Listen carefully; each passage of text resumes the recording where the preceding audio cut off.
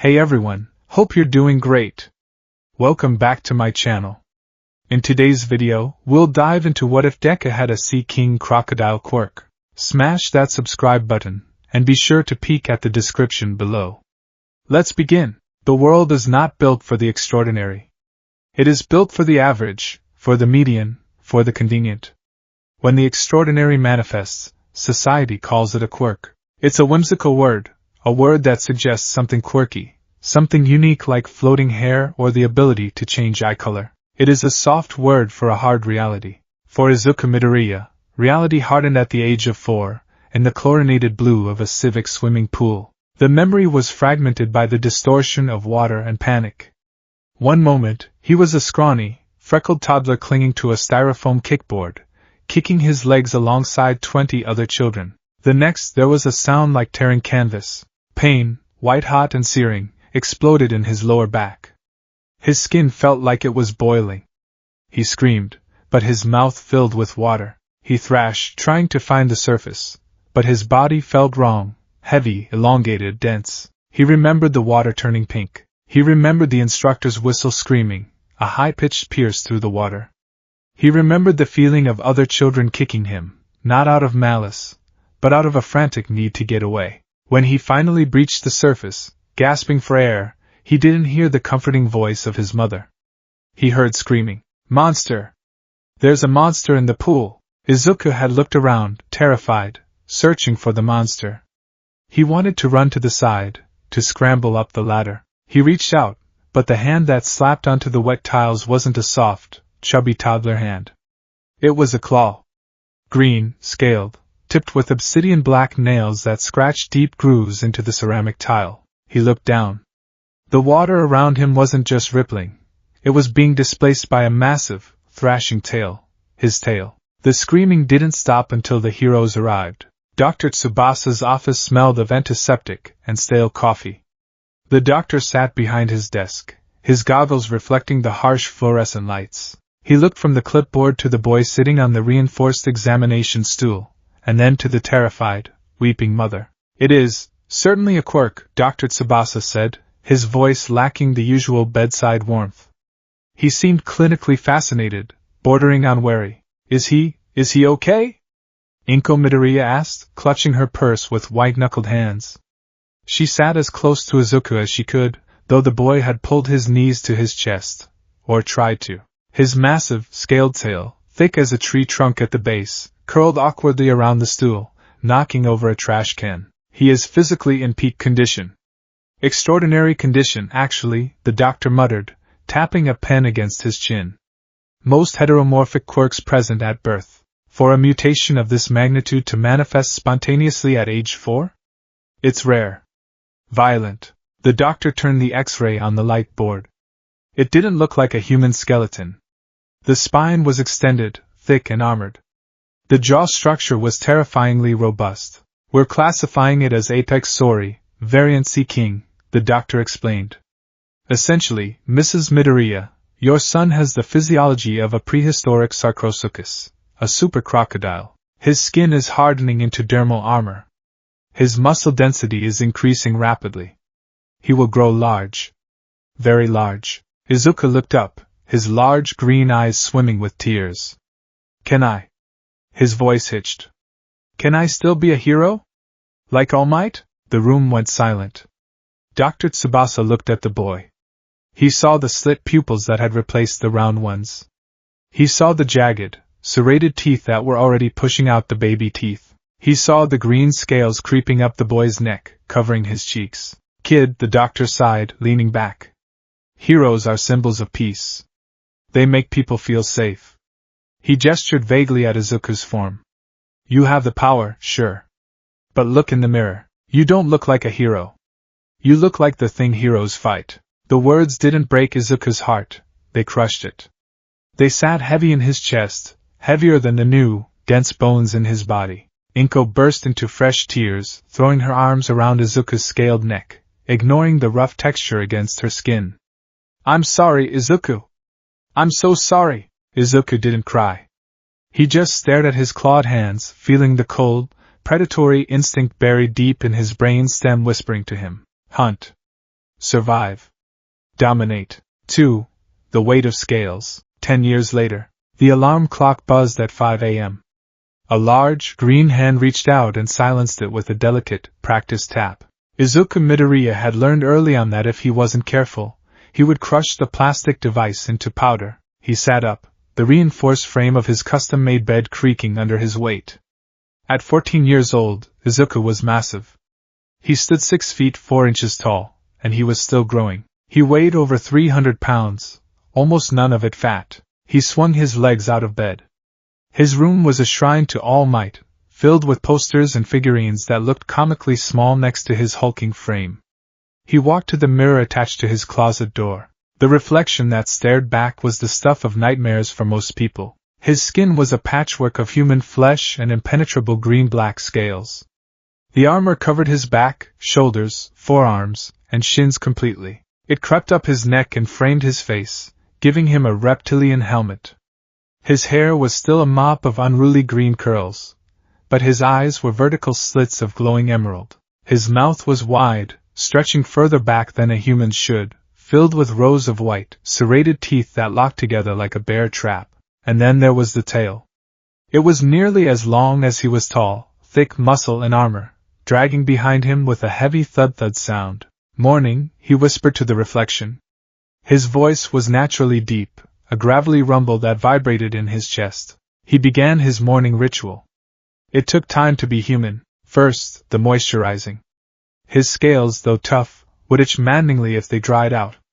He applied a special industrial-grade lotion that Inko bought in bulk. He rubbed it into the crevices between the armor plates on his arms and neck. Next, the filing. His claws grew constantly. He took a heavy-duty metal file and blunted the tips of his fingers. He didn't want to accidentally slice his notebook paper, or a classmate. He dressed in his school uniform. It was a custom fit, the black Gakurin jacket tailored to accommodate the massive hump of muscle and scale on his upper back. The pants had a special modification for his tail to pass through. He walked into the kitchen. Inko was already there, cooking. The smell of grilled fish and eggs filled the air. "Good morning, Izuku," she said, smiling.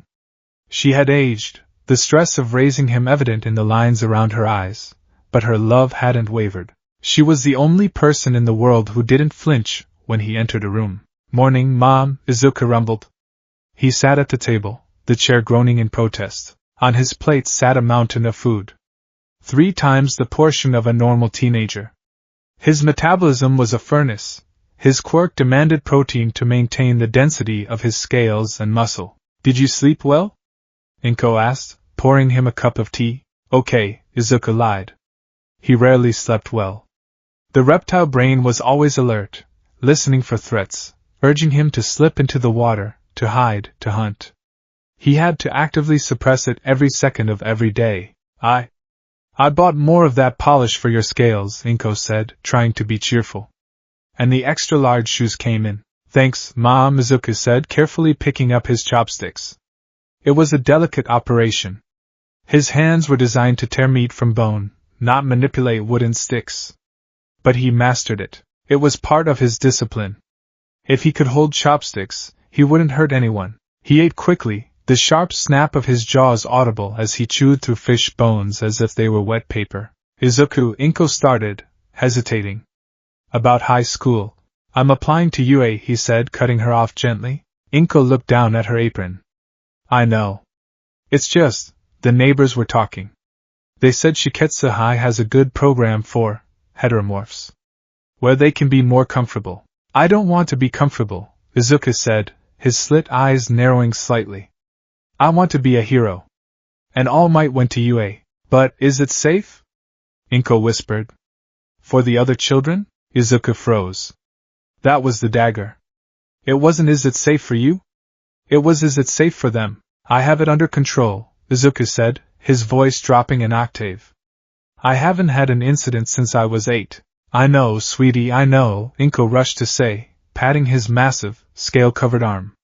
"I just worry. People can be cruel." "I'm used to cruel," Izuku said, standing up. He towered over his mother. He leaned down and gently nudged her shoulder with his forehead, a gesture of affection he developed since hugging became difficult. I'll be fine. I have to go. He grabbed his yellow backpack. It looked like a child's toy on his back, and headed for the door. Have a good day.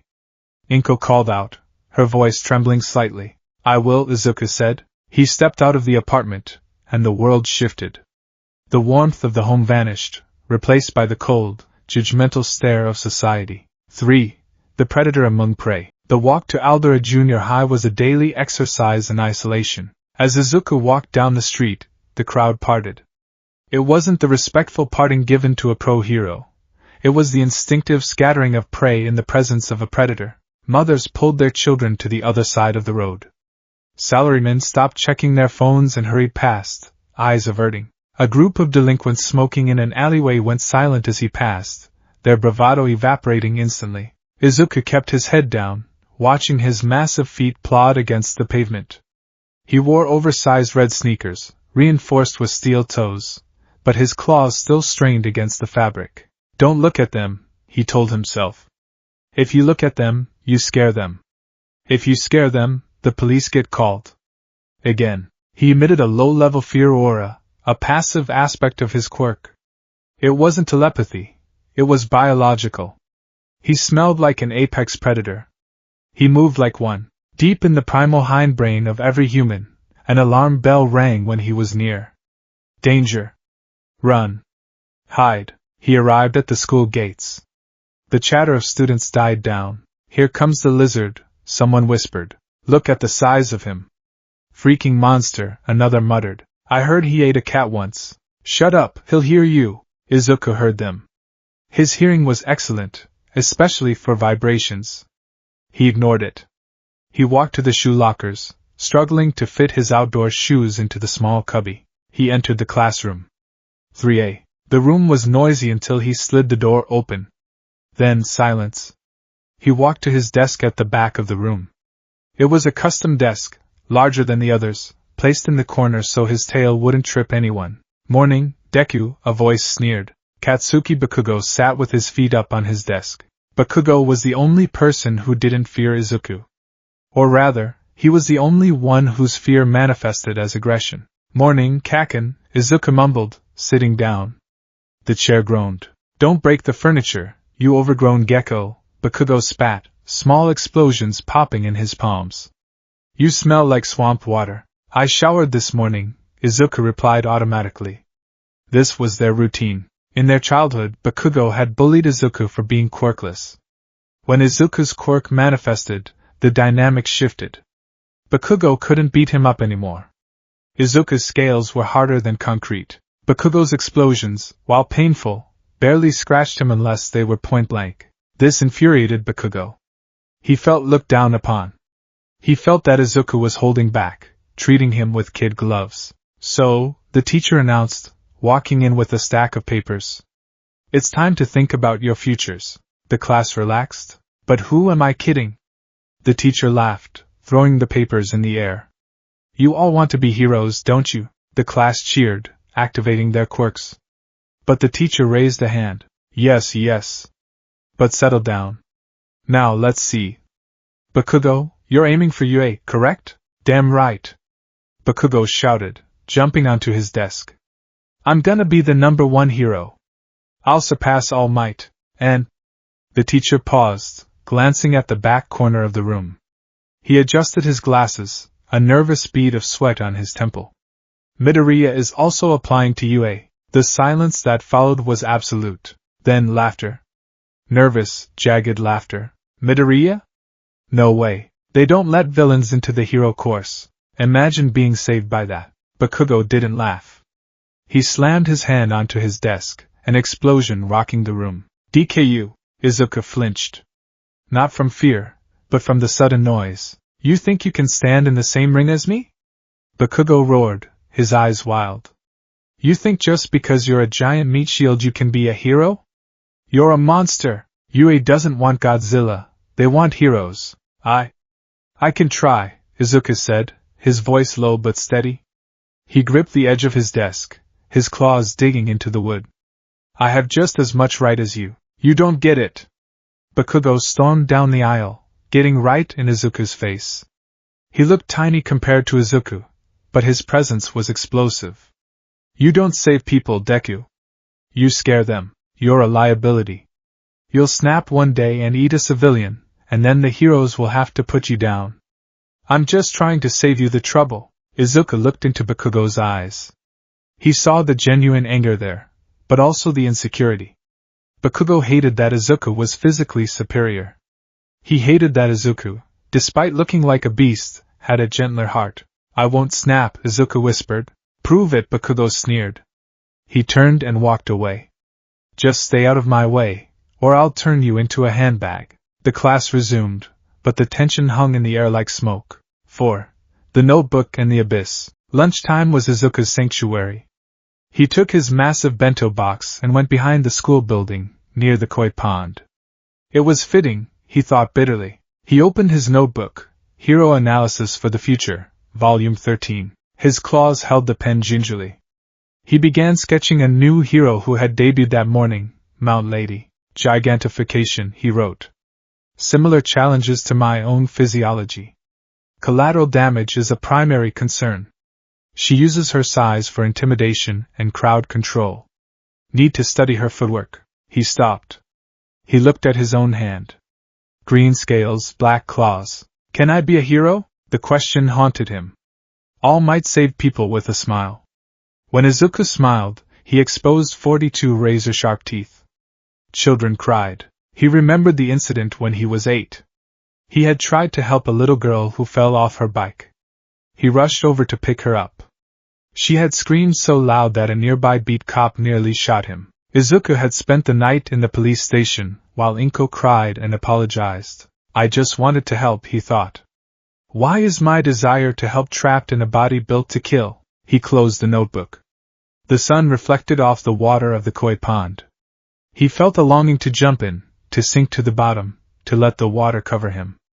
In the water, he was weightless. In the water, he wasn't clumsy. Hey, Deku, Izuku sighed. He didn't turn around.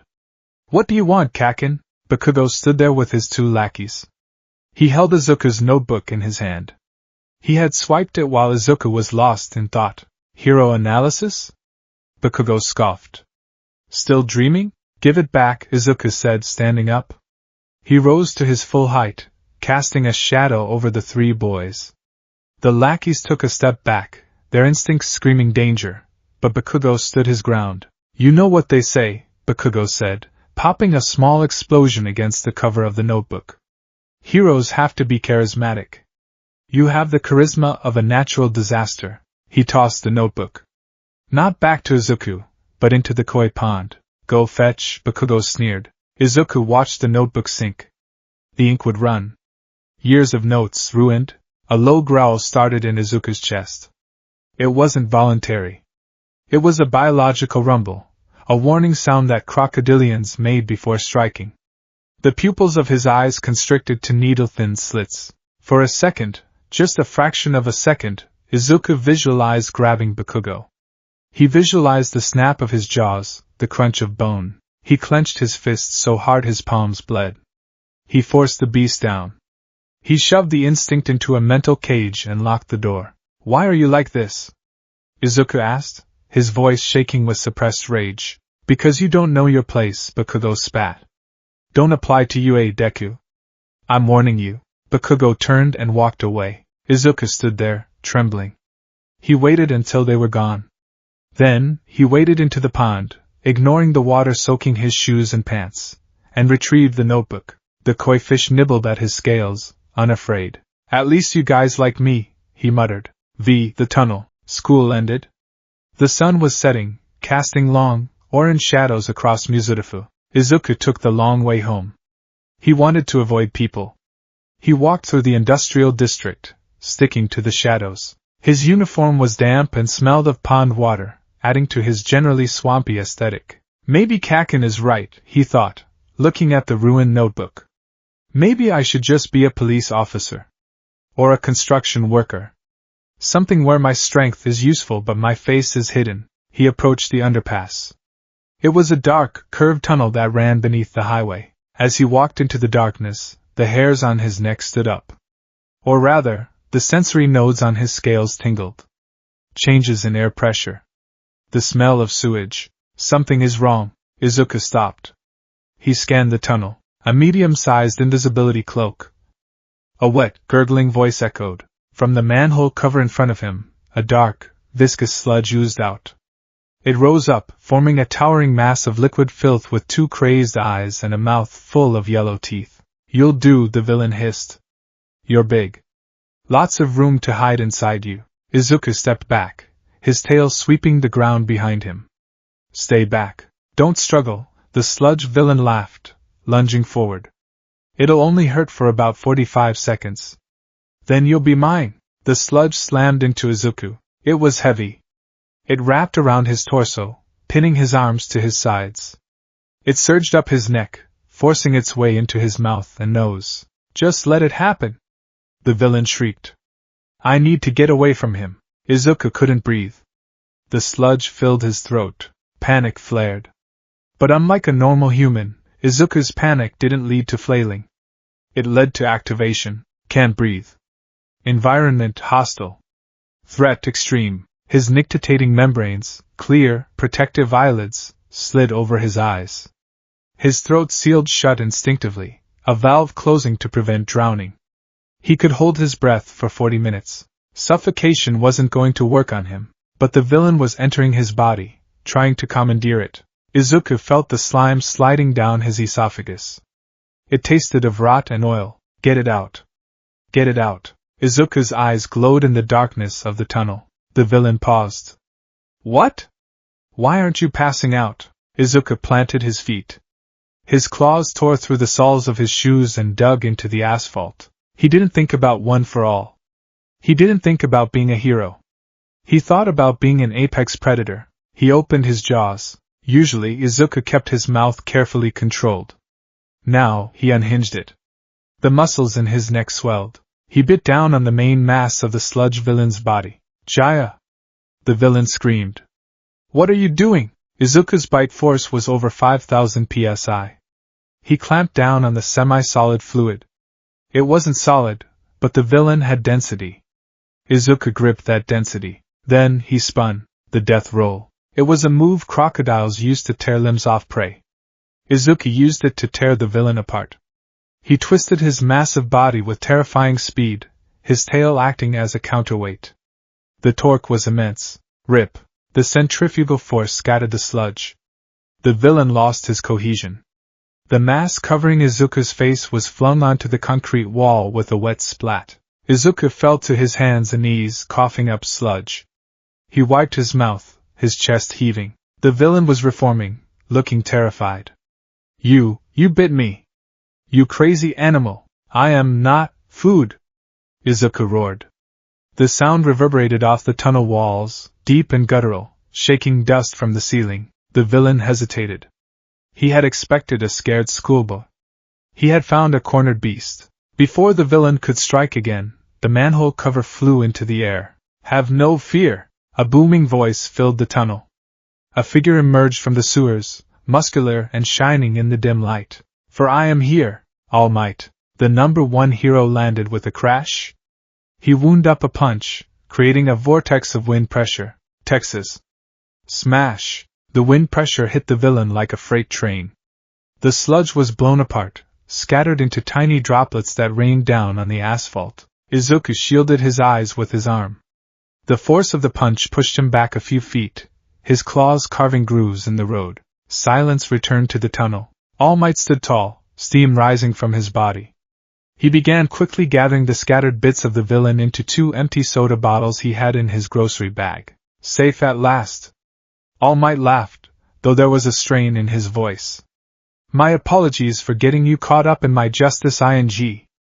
This fellow gave me the slip. He turned to look at the victim. All Might paused. He saw the massive, scaled figure on the ground. He saw the glowing eyes, the razor teeth, the claws. For a split second, All Might's instincts, honed by decades of fighting villains, flared. Villain? But then he saw the tears. Izuku was sitting on the asphalt, trembling. The adrenaline was fading, replaced by the crushing realization of what he had just done. He had bitten someone. He had used his monster moves. Young man! All Might stepped forward, his smile never wavering. Are you injured? Izuku looked up at his idol. All Might? Indeed. And you were incredibly brave. I saw that spin move. Very visceral. I lost control, Izuku stammered, scrambling to his feet. He wiped his hands on his pants. I didn't mean to. You saved yourself. All Might gave a thumbs up. That is the first step of any hero. Now, I must get this evildoer to the police. All Might turned to leave. He bent his knees to jump. Wait! Izuku yelled. I have to ask you something. No time. Evil awaits. All Might leaped. Izuku didn't think. He reacted. He lunged, his powerful legs propelling him upward. He grabbed onto All Might's leg. Hey! Now wait just a whoa! You are very heavy! They soared into the sky. The wind whipped against Izuku's scales. Let go! I love my fans, but this is excessive. All Might shouted, trying to shake his leg. I can't! If I let go, I'll fall. I weigh 300 pounds, I'll make a crater. Izuku screamed, his voice garbled by the wind. Good point, All Might coughed. A trickle of blood leaked from his mouth. They landed on a rooftop of an office building. Izuku hit the ground hard, rolling to absorb the impact. His armor took the brunt of it. All Might stood by the railing, wheezing slightly. That was reckless! All Might scolded. But I suppose I understand the enthusiasm. Izuku stood up. I'm sorry! I had to ask. He took a deep breath. He needed to know. All Might, Izuku said, clutching his chest. I have a scary quirk. I look like a villain. People run from me. My instincts tell me to hurt people. He looked at his claws. Can someone like me, someone who looks like a monster, can I ever be a hero like you? Can I save people with a smile? Izuku closed his eyes, waiting for the answer. Waiting for the rejection. He heard a puff of steam. Heroes come in all shapes and sizes, All Might's voice said, but it sounded different. Weaker. Izuku opened his eyes. All Might was gone. In his place stood a skeletal, emaciated man with sunken eyes and messy blonde hair. Why? Izuku backed away. An imposter? No, the man sighed, blood dripping from his chin. He sat down heavily. Just the reality, All Might explained. The injury. The time limit.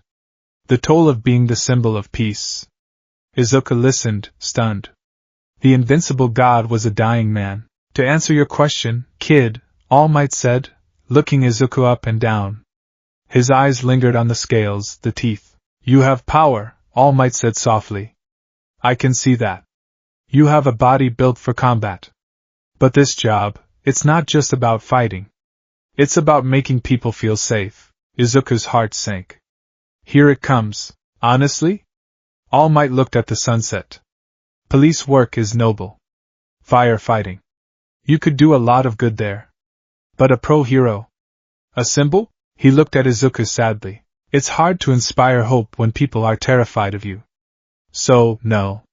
I can't honestly say you can be a hero like me. The words hit Izuku harder than the sludge villain.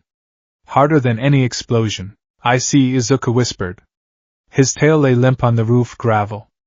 Thank you for being honest. I'm sorry, All Might said. He stood up and headed for the stairwell door. Be careful going down. Don't let that villain loose. All Might left. Izuku stood alone on the roof. The wind howled. You don't look like a hero. You look like the thing heroes fight. He walked to the railing and looked down at the city. Tears streamed down his scaly cheeks, dripping off his chin. Maybe they're right. Maybe I'm just a monster playing pretend. 6. The fire in the streets. Izuku didn't know how long he stood there. The sun had dipped below the horizon. The city lights were flickering on. Then, an explosion rocked the district. Izuku looked up. A few blocks away, smoke was billowing into the sky. A villain attack? His feet moved before his brain did. He ran to the stairwell. He told himself he was just going to look. Just to see the hero's work. When he arrived at the scene, it was chaos. The shopping district was on fire. Crowds were gathered behind police tape. Pro-heroes were standing around, looking helpless. Why aren't they doing anything? Izuku muttered, pushing through the crowd. People yelped and moved out of his way, giving him a clear view. It was the sludge villain. All Might must have dropped the bottles when Izuku grabbed him. It was his fault. Get back! Death Arms shouted, punching into the sludge, but his fists just sank in. I can't grab him. My fire is too dangerous with these civilians. Backdraft yelled. The sludge villain was massive now, having absorbed fires and debris. And in the center of the mass, he held a hostage. Izuku squinted. Blonde hair. An arrogant, terrified face. Kaken. Bakugo was struggling. He was firing explosions, but they were only making the fires worse. The sludge was forcing its way into his mouth and nose, suffocating him. The heroes were watching him die. It's my fault, Izuku whispered. I dropped him. Bakugo's eyes met Izuku's. For the first time, there was no anger in them. Only pure, unadulterated fear. He was pleading for help. Izuku's legs moved. Hey! You! Stop! Death Arms yelled. It's too dangerous. Izuku didn't hear him. He broke through the police tape. Don't think. Move, he charged. He wasn't fast like Ida, but he had momentum. The ground shook with each step. The sludge villain saw him. You again! The crocodile brat. The villain lashed out with a tendril of sludge. Izuku didn't dodge. He tanked it. The sludge hit his chest, but his scales were hard as steel. He barely slowed down. Raya! Izuku roared. He reached the villain. The heat was intense, but Izuku's semi-aquatic physiology kept his internal temperature regulated. He ignored the fire licking at his legs. He slammed his claws into the sludge. Let him go! Izuku screamed. Get off me! The villain tried to engulf Izuku again. Izuku remembered his notebook. Page 24, Fluid Villains. Weakness, disruption of core density. Izuku didn't bite this time. He used his tail. He spun his hips and whipped his tail around with the force of a wrecking ball. Wham! The tail slammed into the side of the sludge villain, creating a shockwave of air pressure. The liquid body rippled violently. The villain lost his grip on Bakugo for a second. Bakugo gasped for air. Deku? Kaken! Izuku grabbed the sludge with his bare hands and pulled. Breathe. Why? Bakugo coughed, blasting an explosion that freed his arm. Why are you here? My legs moved on their own. Izuku yelled, ripping a chunk of sludge away. I couldn't just watch you die. The villain recovered. I'll kill you both. A massive wave of sludge rose up, tipped with sharp debris. It came crashing down. Izuku turned his back to the attack, shielding Bakugo with his body. He curled over, using his armored back as a shield. This is it. I'm sorry, Mom. The impact never came. There was a flash of light. A gust of wind. I really am pathetic. All Might stood there, holding back the sludge with one hand. Blood was streaming from his mouth, steam pouring off his body, but he was in his muscle form. I admonished you for your recklessness, but I wasn't living up to my own ideals. All Might grabbed Bakugo's arm and Izuku's shoulder. Detroit. Smash! The punch changed the weather. An updraft of massive proportions blasted the sludge villain into the stratosphere. The fire was snuffed out by the wind pressure. Rain began to fall from the rapidly cooling clouds. The crowd went silent. Then they erupted. 7. The offer. The aftermath was a blur. The pro-heroes scolded Izuku. You were reckless! Kamui shouted. You could have gotten yourself killed. You have a powerful quirk, kid, but you can't just charge in there. Death Arms added. But they weren't looking at him with fear anymore. They were looking at him with frustration, yes, but also a grudging respect. He had tanked hits that would have killed a normal person. Bakugo was praised for his endurance. He sat in the back of an ambulance, staring at the ground. He didn't say a word to Izuku. Finally, Izuku was released. He began the walk home. He was exhausted. His scales were scorched black in places, and his muscles ached. I am here! All Might slid out from an alleyway, striking a pose before coughing up blood and reverting to his skeletal form. All Might? Izuku stopped. Are you okay? You pushed yourself. I am fine, All Might said, wiping his mouth. Kid. I have a correction to make. He walked over to Izuku. The size difference was jarring. The skinny man looking up at the hulking teenager. Back on the roof, I told you that you couldn't be a hero. I judged you by your appearance, and by the limitations of society. All Might looked Izuku in the eye. But today, at the scene, nobody else moved. Not the pros. Not me. Only you? Izuku's eyes welled up.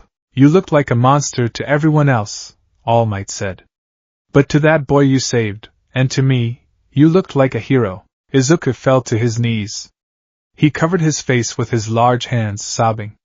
It was an ugly, guttural sound, but it was pure relief. Top heroes have stories about their school days, All Might continued. Most of them have one thing in common. Their bodies moved before they could think. All Might pointed a bony finger at Izuku. Izuku Midoriya. You are worthy. Izuku looked up, snot and tears mixing on his face. I have a secret, All Might said. My quirk, it can be passed on. Huh? Izuku blinked. It is a torch, passed from one holder to the next. It stockpiles power. I want you to inherit it. Izuku stared at him. But I already have a quirk. A dangerous one. Yes, All Might nodded. And that is why you are perfect. You have a body built to endure. You have a shell that can withstand the pressure. But more importantly, you have a heart that controls the beast. All Might smiled. With my power and your body, you won't just be a hero. You will be the unstoppable symbol of peace. You will be the Leviathan that guards the innocent. He held out his hand. So, what do you say? Will you accept my power? Izuku looked at his own hand. He flexed his claws. He thought about the fear in people's eyes. Then he thought about Bakugo's relief. He thought about the rain falling after the smash. He wiped his eyes. He stood up, towering over All Might. I'll do it, Izuku rumbled, a grin stretching across his face, showing all of his teeth. It was a scary smile, but it was genuine. I'll be the hero who saves everyone, even if I have to scare the villains to death to do it. All Might laughed. That's the spirit. Now eat this hair. Wait, what? The vessel and the spark. The street lamp flickered, casting a sickly yellow light over the quiet residential street of Mizurifu. The air was thick with the humidity of the approaching rainy season, a climate that usually made Izuku Midoriya's scales itch comfortably. But tonight, he felt nothing but a cold, nervous sweat slicking his palms. He stood on the sidewalk, a towering mass of green scales, armored ridges, and teenage anxiety, looking down at the skeletal figure of the world's greatest hero. All Might held out a single strand of golden hair. It looked comically small, like a thread of spun sugar, especially when compared to Izuku's massive, clawed hand. Eat this, All Might said, his face dead serious, though a trickle of blood ran from the corner of his mouth. Izuku blinked. His nictitating membranes, the translucent inner eyelids that protected his vision underwater, slid across his eyes and retracted rapidly, a nervous tic he had never quite mastered. Excuse me? Izuku's voice was a low rumble, vibrating in the quiet street. I thought, is this a metaphor? For consuming your knowledge? No. All Might said, a sudden burst of steam puffing from his emaciated frame as he briefly flexed a bicep before deflating again. It is literal. To transfer one for all, you must ingest some of my DNA. This is the fastest way. Unless you want to drink my blood, which I do not recommend for sanitary reasons. Izuku stared at the hair. Then he looked at his hand. He looked at his tail, which was swishing anxiously behind him, knocking pebbles into the gutter. All Might, Izuku said, his voice trembling with a mixture of awe and apprehension. My stomach acid can dissolve bone. I can digest license plates. Are you sure? Are you sure this will work? What if I just digest the power? All Might laughed, a wheezing sound that rattled in his chest. The power is not in the protein, my boy. It is in the will. It is a torch passed from soul to soul. The DNA is merely the key that unlocks the door. Your body, your extraordinary, terrifying, wonderful body, is the vessel. The hero's expression softened. He stepped closer, reaching up to place a hand on Izuku's scaled forearm. The skin there was hard as granite, covered in osteoderms, bony deposits forming natural armor, but All Might's touch felt warm. Listen to me, Midoriya. One for All is a power that stockpiles energy. In a normal human body, the sudden influx of this power can be catastrophic. Limbs can explode. Bones can shatter like glass. Izuku gulped. Explode? Yes. But you. All Might looked him up and down, admiring the sheer density of the boy. You are different. Your quirk, Apex Sori, has already reinforced your skeletal structure to withstand immense pressure. Your muscle fibers are 5 times denser than the average human's. You are built like a vault. If anyone can hold this power without breaking, it is you. Izuku looked at the hair again. It wasn't just a hair anymore. It was a promise. It was the future. But Izuku whispered, the fear creeping back in. What about the hunger? The hunger? My instincts, Izuku said, tapping the side of his head with a claw. The crocodile brain. It's always there. Waiting. Wanting to hunt. Wanting to snap. If I take this power, if I become stronger, will the beast become stronger too? Will I become a monster that even you can't stop? All Might's blue eyes burned with intensity.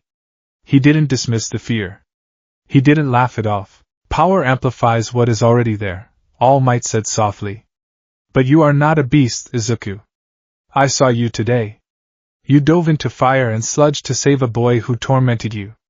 You didn't bite out of hunger. You fought out of love. All Might pointed at Izuku's chest. The beast is in the biology. The hero is in the heart. One for All responds to the heart. Trust in that. Izuku took a deep breath. The air filled his massive lungs. He took the hair from All Might's fingers. It was so small he could barely feel it. He placed it on his tongue, a tongue that was thick and rough, and swallowed. Nothing happened. No lightning. No thunder. Just the taste of hair. Now what? Izuku asked. Now, All Might grinned, giving a thumbs up.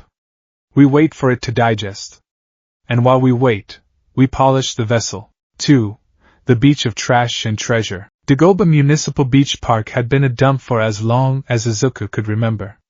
The tides brought in drift rubbish, and the locals illegally dumped the rest. It was a graveyard of refrigerators, tires, broken cars, and rot. At 5 a.m., the sun was just beginning to bleed over the horizon, painting the ocean in hues of violet and gold. The smell was atrocious, rotting seaweed and rusting metal. But to Izuku, whose olfactory senses were highly attuned, it was a symphony of scents. He could smell the ozone of the ocean, the iron of the rust, and the faint, sweet scent of All Might's cologne as the hero sat on top of a refrigerator, checking his watch. You have 10 months until the UA entrance exam. All Might shouted through a megaphone, despite being only 20 feet away. This beach is your dojo. Your mission is to restore this coastline to its former glory. Izuku stood shirtless in the sand. Without his school uniform, his physiology was on full display. His torso was a barrel of muscle, covered in a lighter shade of green scales that darkened towards his spine. His tail, thick and heavy, dug a trench in the wet sand behind him. You want me to move the trash? Izuku asked, cracking his knuckles. The sound was like a gunshot. Not just move it, All Might corrected. I want you to clean it. But here is the catch, young Midoriya. All Might hopped down. He picked up an empty aluminum can. Your strength is already immense. I've seen you rip a telephone book in half. I've seen you bite through a tire.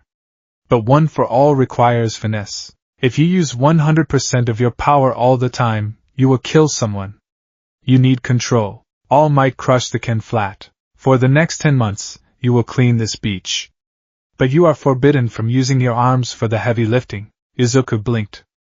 My arms? You will use your tail. All Might pointed to the massive appendage. And you will practice fine motor control with your hands. You must learn to hold a flower without crushing it, and you must learn to use your tail as a third limb, not just a bludgeon. Izuku looked at his tail. It was powerful, yes. He could knock a person out with a reflex twitch. But using it consciously? It was like trying to write with his feet. Let's begin. Month 1 to 3, the bludgeon. The first 3 months were hell. Izuku's tail was heavy. Lifting it repeatedly to sweep trash into piles caused a burn in his lower back that made him want to weep. He wasn't just dragging trash. He was engaging his core, his hips, his entire posterior chain. He would wrap his tail around a rusted washing machine, grit his teeth, and heave. The scales on his tail would scrape against the metal, creating sparks. Control, Midoriya. All Might would yell from his Segway. Where did he get a Segway? Don't just fling it. Place it. Izuku would roar, a guttural, reptilian sound, and fling the washing machine into the dumpster truck. Close enough. Meanwhile, his hands were busy. All Might had him picking up small pieces of microplastic from the sand. Tiny, colorful bits of pollution. Izuku's claws were 3 inches long and sharp enough to slice paper. Trying to pick up a specialized bottle cap without piercing it was an exercise in maddening frustration. Snap! He crushed another cap. Damn it, Izuku hissed, steam rising from his nostrils. Gentle, All Might coached, standing beside him. The beast wants to crush. The hero wants to hold. Think of the cap as a civilian. Think of it as Uraraka? No, you haven't met her yet. Think of it as your mother. Izuku took a deep breath. He visualized Inko. He visualized her smile. He reached down. His massive, terrifying hand hovered over a small pink piece of plastic. The claw descended. He focused. He didn't grab, he pinched. He lifted the plastic. It didn't break. Yes. Izuku cheered, throwing his arms up. His tail reflexively whipped around and smashed a wardrobe into splinters. Baby steps. All Might sighed. Month 4 to 7, the diet and the instinct. As Izuku worked, his body changed. He grew taller. His scales became thicker, more lustrous. The dark green deepened to a near black on his back, shining like obsidian in the sun. But the biggest change was the hunger. Cleaning the beach burned calories at an insane rate. His reptilian metabolism, usually slow and efficient, was kicked into overdrive. He ate everything. Inko had to buy a second freezer. Whole chickens, entire salmons, bones and all, massive blocks of tofu. One afternoon, during a break, Izuku sat on a clean patch of sand, gnawing on a smoked turkey leg. All Might, Izuku said, chewing through the bone. I feel it. The power? All Might asked, hopeful. No. The instinct. It's quieter. All Might sat down next to him. How so? Before, Izuku said, looking at the waves. When I got stressed, or angry, or hungry, the crocodile part of my brain would scream attack. It was loud. Like a siren. But now, because I'm exhausted, and because I'm focusing so hard on control, he looked at his hand. He flexed his claws. It feels less like a monster trying to break out, and more like a tool. Like a sword in a sheath. All Might smiled, a genuine, soft smile. That is the goal, my boy. You are domesticating the dragon. You are becoming the master of your own biology. Month 8 to 10, the Leviathan. By the final month, the beach was unrecognizable. The mountains of trash were gone. The golden sand stretched for miles, sparkling under the winter sun. Izuku stood in the center of the park. He was shirtless, sweating, steam rising from his shoulders. He was 15 now, but he looked like a titan. He stood 6'6". His muscles were so dense they looked like carved rock. His tail was thick with muscle, capable of fine movements now. He could pick up a soda can with the tip of his tail and not crush it. I'm ready, Izuku said. All Might stood before him, looking tiny in comparison. You have done well, young Midoriya. You have cleared the path. Now, let us see if the vessel is ready. All Might handed him a water bottle. Drink. Izuku drank. Feel anything? Izuku paused. He looked inward. For 10 months, he had felt nothing from the hair. But now, as his body reached its peak, he felt a hum. It was deep in his gut. A warmth. It wasn't volatile, like Bakugo's explosions. It was heavy. It felt like the ocean. Vast, deep, and heavy. I feel full, Izuku said. Good, All Might said. That is the stockpile. It is waiting for you to open the tap. But be warned. When you open it, do not open it all the way. Or you will flood the engine. Right, Izuku nodded. Gentle giant. Exactly. Now go home. Rest. You have an exam tomorrow. 3. The Halls of Judgment. The morning of the UA entrance exam was crisp and clear. Izuku stood in front of the massive glass gates of UA High. He wore his middle school uniform, which was now straining comically at the seams. The buttons on his jacket were holding on for dear life. He took a step forward. Thud. The students around him stopped. The crowd parted instantly. Whoa, is that a villain? Look at the size of him. Is that the kid from the news? The sludge incident? Scary. The whispers washed over him. Izuku hunched his shoulders, trying to make himself smaller, which only made him look like a crouching gargoyle. Don't look at them. Just walk. Be normal. Out of my way, Deku. The voice was sharp, familiar, and annoyed. Izuku froze. Katsuki Bakugo walked past him, hands in his pockets. Bakugo didn't look at Izuku. He didn't scream. He didn't explode. Since the sludge incident, Bakugo had been quiet. He had trained like a demon, driven by the humiliation of being saved by the pebble he used to kick. Good luck, Kaken, Izuku murmured. Bakugo stopped. He turned his head slightly. His eyes were cold. Don't die, Bakugo muttered. Then he kept walking. Izuku let out a breath he didn't know he was holding. That was progress. He took another step, but his massive foot caught the edge of a paving stone. Oh no, gravity took hold. Izuku fell forward. Given his density, a fall like this would probably crack the pavement and cause a mini-earthquake. He squeezed his eyes shut, bracing for the impact and the embarrassment. He felt a slap on his back. Then, he was floating. Whoa there! A bubbly voice chirped. That's a big spill to take on the first day.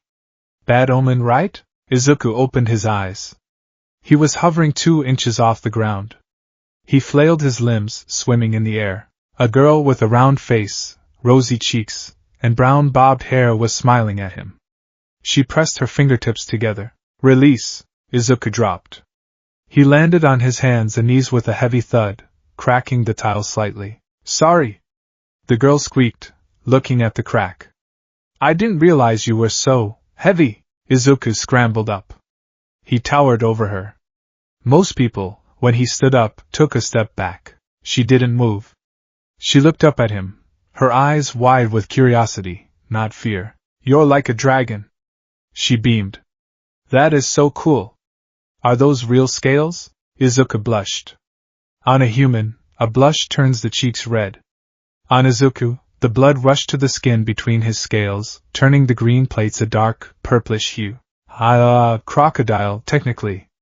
Sea King variant, he stammered, his tail swishing nervously behind him. And thank you? For stopping me. I'm Izuku, Ochako Uraraka, she said, extending a hand. Izuku looked at her hand. It was tiny.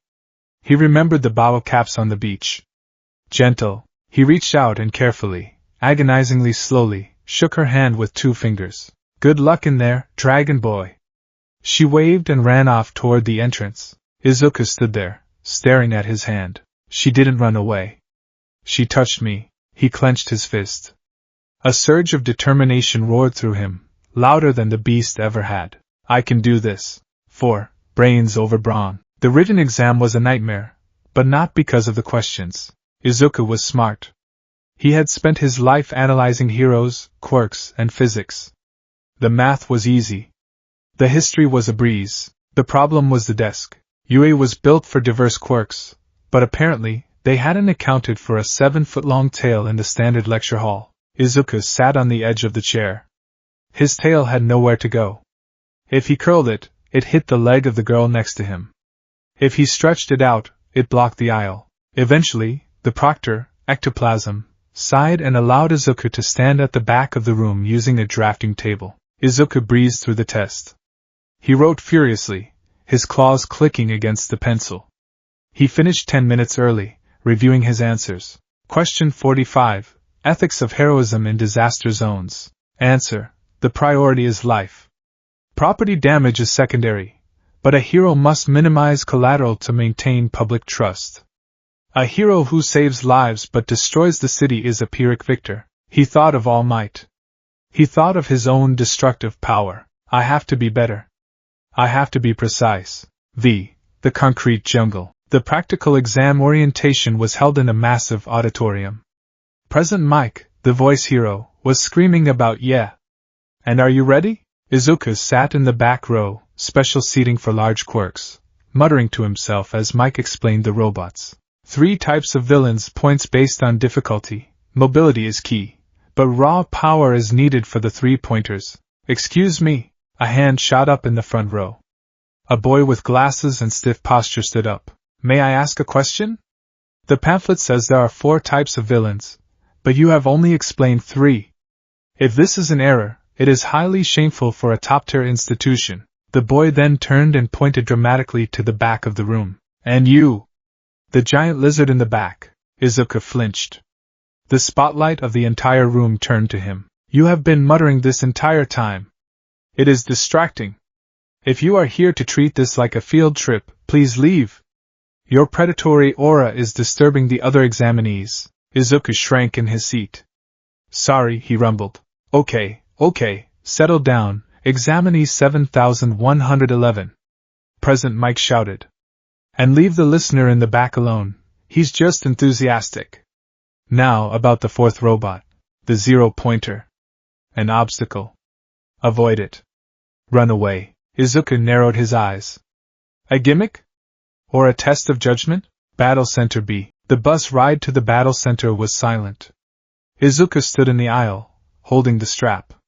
The other students gave him a wide berth. He saw Uraraka near the front, looking nervous. He wanted to wish her luck, but the boy with glasses, Ida, was glaring at him, and Izuku didn't want to cause a scene. They arrived at the gate. It was a massive city replica. Skyscrapers, streets, cars. It was incredible. Izuku stood at the back of the pack. He took a deep breath. He could smell the oil and grease of the robots inside. They're waiting. And start. President Mick's voice boomed from a tower. The students hesitated. What are you waiting for? There are no countdowns in real battles. Go! Go! Go! The mob surged forward. Students with speed quirks, engines sliding, gliding, took the lead. Izuku didn't run. He couldn't sprint like them. He was heavy. He dropped to all fours. This was his crocodile dash. It was undignified for a human, but efficient for a reptile. His powerful legs drove into the pavement.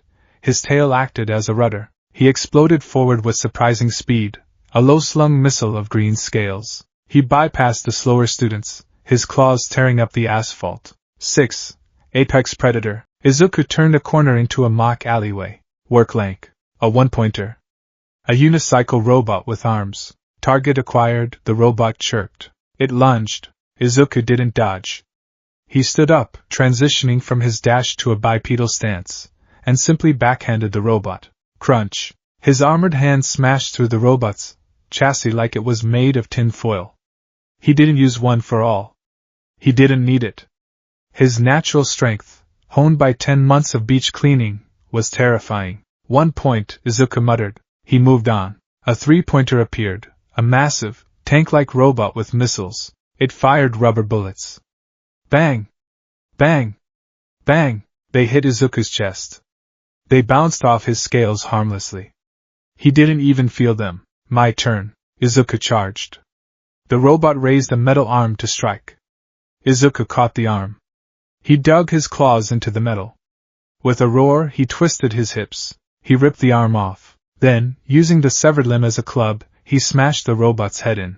4 points. He was a juggernaut. He wasn't fast, but he was unstoppable. He walked through walls instead of going around them. He ignored enemy fire. He was a force of nature. In the observation room, the teachers watched the screens. Interesting, Midnight murmured. Look at that one. The crocodile. Power and durability ratings are off the charts, Snipe noted. He's taking hits that would knock out a pro. But he lacks finesse, Aizawa grumbled, watching Izuku dismantle a robot with his teeth.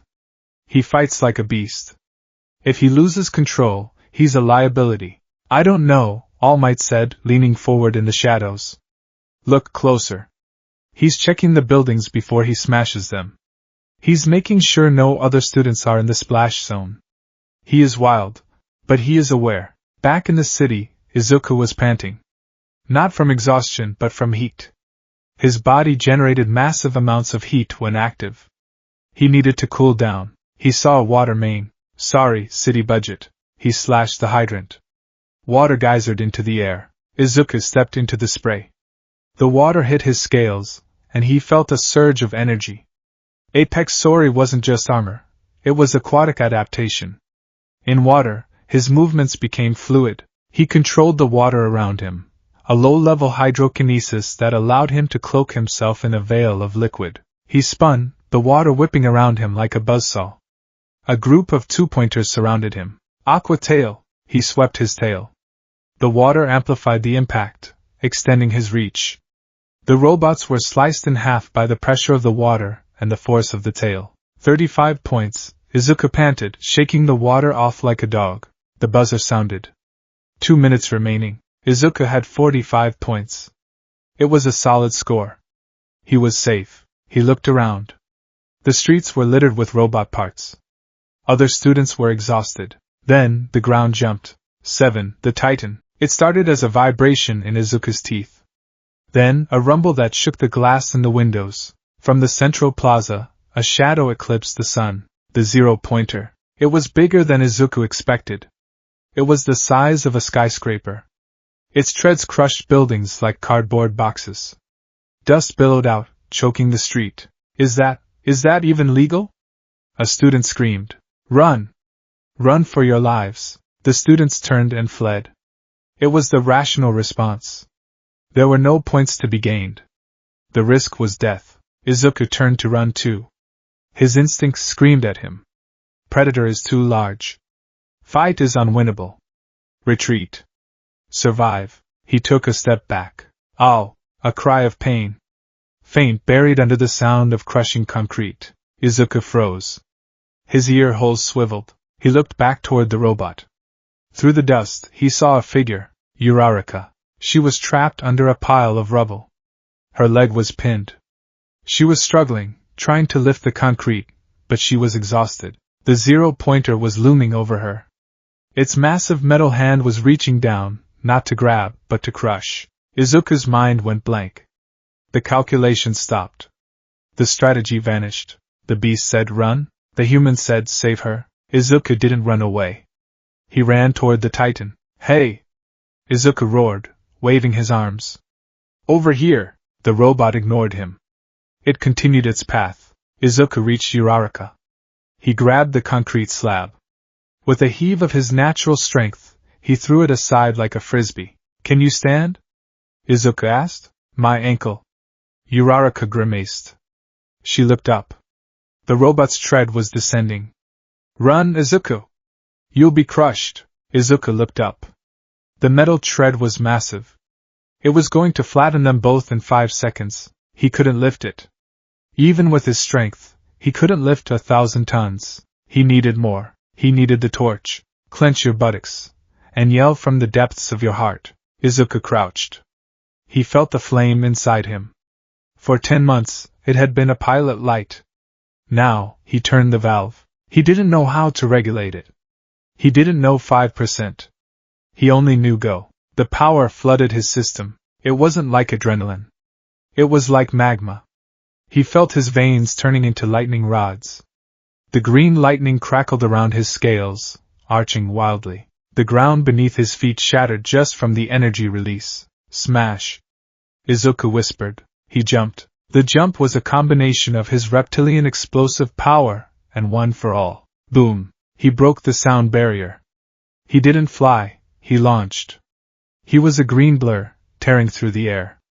The force of his launch shattered the windows of the surrounding buildings. He reached the face of the zero-pointer in a heartbeat. His arm was glowing. Red veins appeared on his skin, glowing through the gaps in his scales. His muscles swelled to the bursting point. He pulled his arm back. Smash! He punched the robot in its central optical sensor. The impact was blinding. The metal crumpled.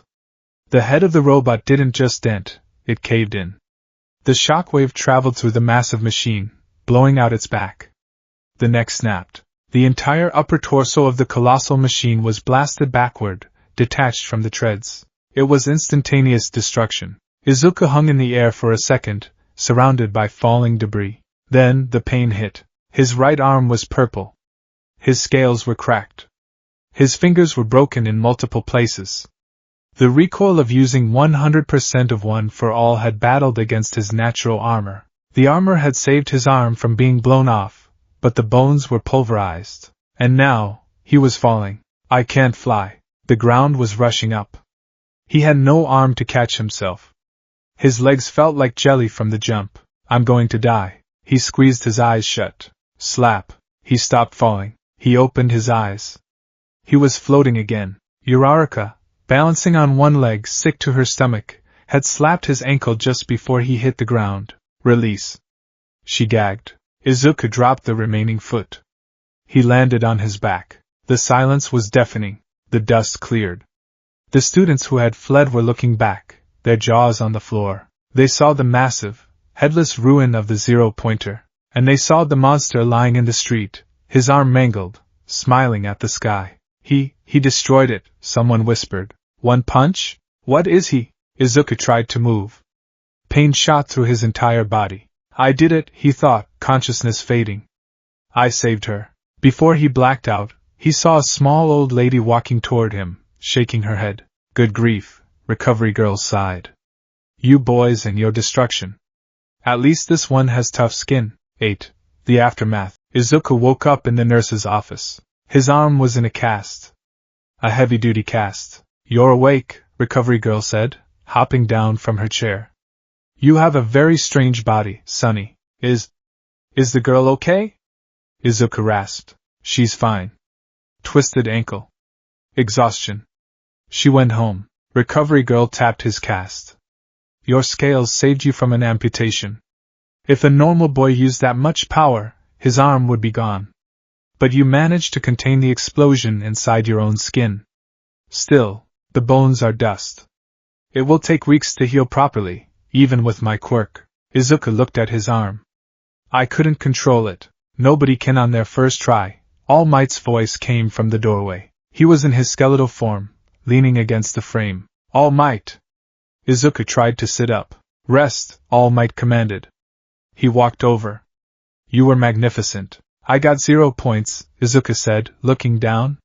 I wasted the whole exam fighting the small ones, and then I sacrificed my score to fight the big one. I failed. All Might grinned. Did you? 1 week later, the letter arrived. Izuku sat at his desk in his room. His arm was still in a sling. He stared at the envelope. He opened it. A holographic disc fell out. All Might appeared. I am here.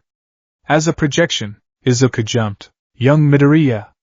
You are looking at the newest faculty member of UA High. The hologram explained the written exam results. Perfect score. But the practical. You destroyed the zero-pointer. A magnificent display of brute force. However, you gained 0 villain points in that final confrontation. Izuku hung his head. But a hero course that rejects those who save others is a sham. This is a job about risking your life for people you don't know. The video shifted. It showed Uraraka standing in the teacher's office. Please! She was begging Present Mike. Can I give him some of my points? He saved me. He jumped when everyone else ran. He's scary looking, but he's a real hero. Izuku started to cry. Big, fat tears rolled down his scales. You didn't just show power, Midoriya. You showed the spirit of a savior. The screen flashed. Villain points, 45. Rescue points, 60. Total, 105. Welcome, Izuku Midoriya. You have passed. You are part of the Hero Academia. Izuku stared at the screen. He touched the glass. The monster in the pond was gone. The Leviathan of UA had arrived. The commuter's dilemma. The train car was crowded, a tin can packed with the morning rush of Mizutafu's workforce. For the average citizen, it was an annoyance. For Izuku Midoriya, it was a tactical nightmare. At 15 years old, Izuku stood 6'6" and weighed over 300 pounds of dense muscle and osteoderm armor. His tail, a thick tapering extension of his spine, was nearly as long as his legs. In a crowded space, he was less a passenger and more a piece of furniture that breathed. He stood near the doors, hunching his massive shoulders to avoid scraping the ceiling advertisements. His tail was curled tightly around his left leg, a practice maneuver to prevent tripping salarymen or knocking over schoolchildren. Don't move, he told himself, staring intently at the floor. If you turn too fast, you'll clear the area with your backpack. Excuse me, a woman muttered, squeezing past him. She flinched when her arm brushed against the coarse, green scales of his forearm. Sorry, Izuku rumbled. His voice, naturally deep and gravelly due to his elongated larynx, sounded aggressive even when he was apologizing. The woman hurried away, clutching her purse. Izuku sighed, a sound that came out as a low hiss. He adjusted the collar of his uniform. The standard UA gray blazer had been custom-tailored, expanded to fit his barrel chest and the armored hump of muscle on his upper back, but it still felt tight. He caught his reflection in the darkened train window. The green scales framing his face, the vertical slit pupils, the jaw that unhinged slightly when he yawned. He didn't look like a student on his way to a prestigious high school. He looked like a villain on his way to a bank robbery. It doesn't matter what I look like, he thought, gripping the handrail, carefully, so as not to crush the metal. I made it. I'm in Class 1A. The memory of the acceptance letter was still fresh. The hologram of All Might, the score of 105 points. The validation. But beneath the joy was the lingering ache in his right arm. He looked down at his hand. The cast was gone, healed by Recovery Girl's quirk and his own accelerated reptilian regeneration, but the skin was still tender, the new scales lighter in color than the old ones. One for all. The power was dormant in his gut, a sleeping sun. During the entrance exam, he had unleashed it all at once, and it had nearly blown his arm off from the inside out. His natural armor had contained the explosion, preventing amputation, but the bones had been turned to powder. I have to control it, he thought as the train slowed. If I use 100% again, I might not be so lucky. I need to find a way to use the power without breaking the vessel. The doors opened. Izuku stepped out, the floor of the platform vibrating under his steel-toed boots. He took a deep breath of the station air. It was time to go to school. 2. The giant in the doorway. UA High School was massive. The glass walls reflected the sky, giving the building an ethereal, fortress-like quality. The hallways were wide, thankfully, built to accommodate quirks of all sizes. Izuku navigated the corridors, clutching a map. He checked the numbers. 1C. 1B. 1A. The door was enormous. It was nearly 10 feet tall, clearly designed for students with gigantification quirks or power armor. For once, Izuku didn't have to duck. He stood before the door, his heart hammering against his ribs. This is it. The elite. The best of the best. Kakin is in here. The nice girl who saved me is probably in here. The intense guy with the glasses. He hesitated. What if they were afraid of him? What if the monster of Aldera Junior High reputation followed him here? Stop it, he scolded himself. You save people. You earned this. He slid the door open. The noise of the classroom hit him first. Get your feet off the desk. It is an insult to the upperclassmen who used it before you. Ha! Shut up, Four Eyes. This desk is just a stepping stone for me. Izuku froze. The scene was exactly as he feared. Tenya Ida, the boy with the engine calves, was scolding Katsuki Bakugo, who was lounging with his feet up, looking ready to murder someone. The sound of the door opening drew their attention. Silence swept across the room like a cold wind. 20 pairs of eyes turned to the doorway. They saw the massive, green-scaled figure filling the frame. They saw the claws, the tail, the predatory eyes. Whoa, a boy with red hair whispered. Is that a student? Scary. A small boy with purple balls for hair squeaked, diving under his desk. Ida stopped chopping the air. He turned, his glasses flashing. He marched toward Izuku with robotic precision. Good morning, Ida announced, bowing stiffly. I am Tenya Ida from Semi-Private Academy. Izuku blinked, taken aback by the lack of fear.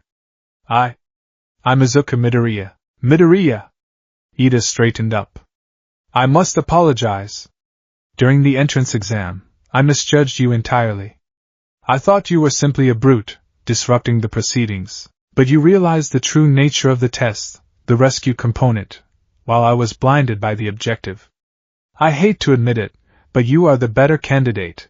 Oh, no, Izuku waved his hands frantically, his claws clicking together. I didn't think. My body just moved. That is exactly what makes a hero. Ida boomed. Hey! It's you! A familiar, bubbly voice cut through the tension.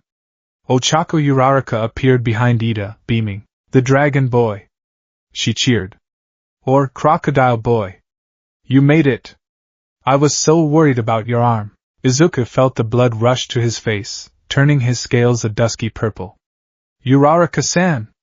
Yeah? Recovery Girl fixed me up. And thank you? For speaking up for me. For the points. You saved my life. Uraraka laughed, slapping his armored bicep playfully. It was the least I could do. That punch was amazing. You were like POW and the robot was like Crunch, Izuku smiled. It was a shy, genuine smile, though it exposed a row of serrated teeth that made the boy under the desk whimper again. Get out of the way, Deku. The warmth evaporated. Izuku turned to see Bakugo glaring at him from his desk. Kaken, Izuku acknowledged, his tail twitching nervously. Don't think just because you got lucky with one punch that you belong here, Bakugo spat. You're still a pebble. A giant ugly pebble. I'm not a pebble anymore, Izuku said quietly, meeting Bakugo's gaze. I'm here to stay. Before Bakugo could retort, a slurping sound came from the floor in the hallway. If you're here to make friends, pack up and leave. The class froze. Lying on the floor, wrapped in a yellow sleeping bag like a metamorphic caterpillar, was a man with tired eyes and messy black hair. He unzipped the bag and stood up, revealing a scruffy, black outfit and a capture scarf around his neck. He looked less like a hero and more like a homeless person who had wandered into the building. It took you 8 seconds to quiet down, the man muttered, pulling a juice pouch from his pocket. Time is limited. You kids aren't rational enough. He stared at the class with dead, dry eyes. I'm your homeroom teacher, Shota Aizawa. Teacher? The class gasped in unison. Aizawa reached into his sleeping bag and pulled out a stack of blue gym uniforms. Put these on and meet me on the grounds, he said. He looked directly at Izuku. And Midoriya? I assume you have your own gear? The standard issue won't fit that tail. Yes, sir, Izuku nodded. I have a custom set approved by the support department. Good. Don't be late. Aizawa turned and shuffled away. Welcome to UA's hero course, he muttered. 3. Locker room confessions. The boys' locker room was filled with the sound of zippers and rustling fabric. It was also filled with covert glances toward the corner where Izuku was changing. Izuku was used to being stared at. He turned toward the wall to preserve some modesty, removing his blazer and shirt. His back was a landscape of violence. The scales along his spine were thick, black ridges, jagged like a mountain range. Between the plates, scars from childhood accidents and quirk experimentation were visible. The sheer density of his muscle was intimidating. His latissimus dorsi muscles were so developed they looked like wings. Dude, the redhead, Eijiro Kurishima, broke the silence. He walked right up to Izuku. That is so manly. Izuku jumped, nearly knocking over a bench with his tail. Huh, you're back. Kurishima grinned, showing off his own shark-like teeth. It's like living armor. I'm Kurishima. My quirk is hardening, but compared to you, I feel like wet paper. He hardened his arm. It made a clink sound. Izuku relaxed slightly. Oh. Hardening? That's amazing. Your durability must be incredible. Do you have a limit on how much damage you can take before the hardening cracks? Kirishima blinked. Yeah? If I take too much, it breaks. And I get tired. I see, Izuku muttered, slipping into his analysis mode. So it's stamina-based. My scales are permanent, but they require high protein to maintain. If I don't eat enough calcium, they get brittle. You eat calcium? A blond boy with a black lightning bolt in his hair, Denki Kaminari, chimed in. Like straight-up chalk? Sometimes, Izuku admitted, pulling on his massive, stretchy gym pants. Or eggshells. Bones. Bones? Mineta screeched from the other side of the room. He eats bones. We're all gonna die. Calm down, a boy with a bird head, Tokoemi, said from the shadows. He was eyeing Izuku with appreciation. A creature of the deep. A leviathan. Your aesthetic is overwhelmingly dark, thanks, Izuku said, unsure if it was a compliment. I'm curious, a tall boy with 6 arms, Shoji asked. Does the tail get in the way? Constantly, Izuku sighed, finally pulling his shirt over his head. It was sleeveless, designed to let his arms move freely. I knock things over a lot. And finding chairs is a nightmare. I feel that, Shoji nodded, gesturing to his multiple limbs. Doorways are the enemy, Izuku smiled. For the first time in his life, he wasn't the only freak in the room. He was just the biggest one. Let's go, a boy with dual-colored hair, Todoroki, said coldly from the door. Teachers waiting for a rational deception. The pea grounds were vast, an open field of dirt and track under the blue sky. Aizawa stood with a tablet in hand, looking bored. A quirk assessment test? Uraraka asked. But what about the entrance ceremony? The guidance counselor meeting? If you want to be a hero, you don't have time for such leisurely events, Aizawa deadpanned. UA's selling point is freedom of campus style. That applies to the teachers as well. He looked over the class. Softball throw. Standing long jump. 50-meter dash. Endurance running. Grip strength. Upper body training. Seated toe touch. You did these in middle school without quirks. It's irrational. The government refuses to standardize quirk data. Aizawa turned his gaze to Bakugo. Bakugo, you finished first in the entrance exam. In middle school, what was your best result for the softball throw? 67 meters, Bakugo grunted. Try it with your quirk, Aizawa tossed him a ball. Anything goes, as long as you stay in the circle. Bakugo stepped into the circle. He stretched his arms, a sadistic grin forming on his face. Die. He whispered. Die. Izuku thought, alarmed. Die. Bakugo threw the ball, adding a massive explosion at the moment of release. The ball shot into the sky like a mortar shell, leaving a trail of smoke. Beep. Aizawa showed the tablet. 705.2 meters. Whoa! Kaminari cheered. Over 700 meters? That's insane. This looks like fun. Mina Ashido squealed. Fun? Aizawa's voice dropped. The air grew heavy. You have 3 years to become a hero. You think it's going to be all games and play? He grinned, a terrifying expression that didn't reach his eyes. Right. The one with the lowest score across all 8 events will be judged as having no potential, and will be expelled immediately. Expelled? The class erupted. It's the first day. Uraraka cried. That's unfair. Natural disasters are unfair, Aizawa retorted. Villain attacks are unfair. Calamities. Accidents. The job of a hero is to correct that unfairness. If you wanted to hang out at McDonald's with your friends, you're in the wrong place. He brushed his hair back. Welcome to the Department of Heroics. Izuku swallowed hard.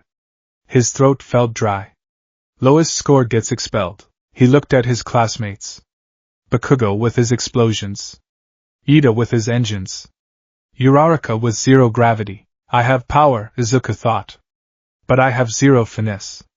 The entrance exam proved that. I can break robots, but can I do a toe touch? Can I sidestep? He clenched his fist. I can't go home. I can't let All Might down.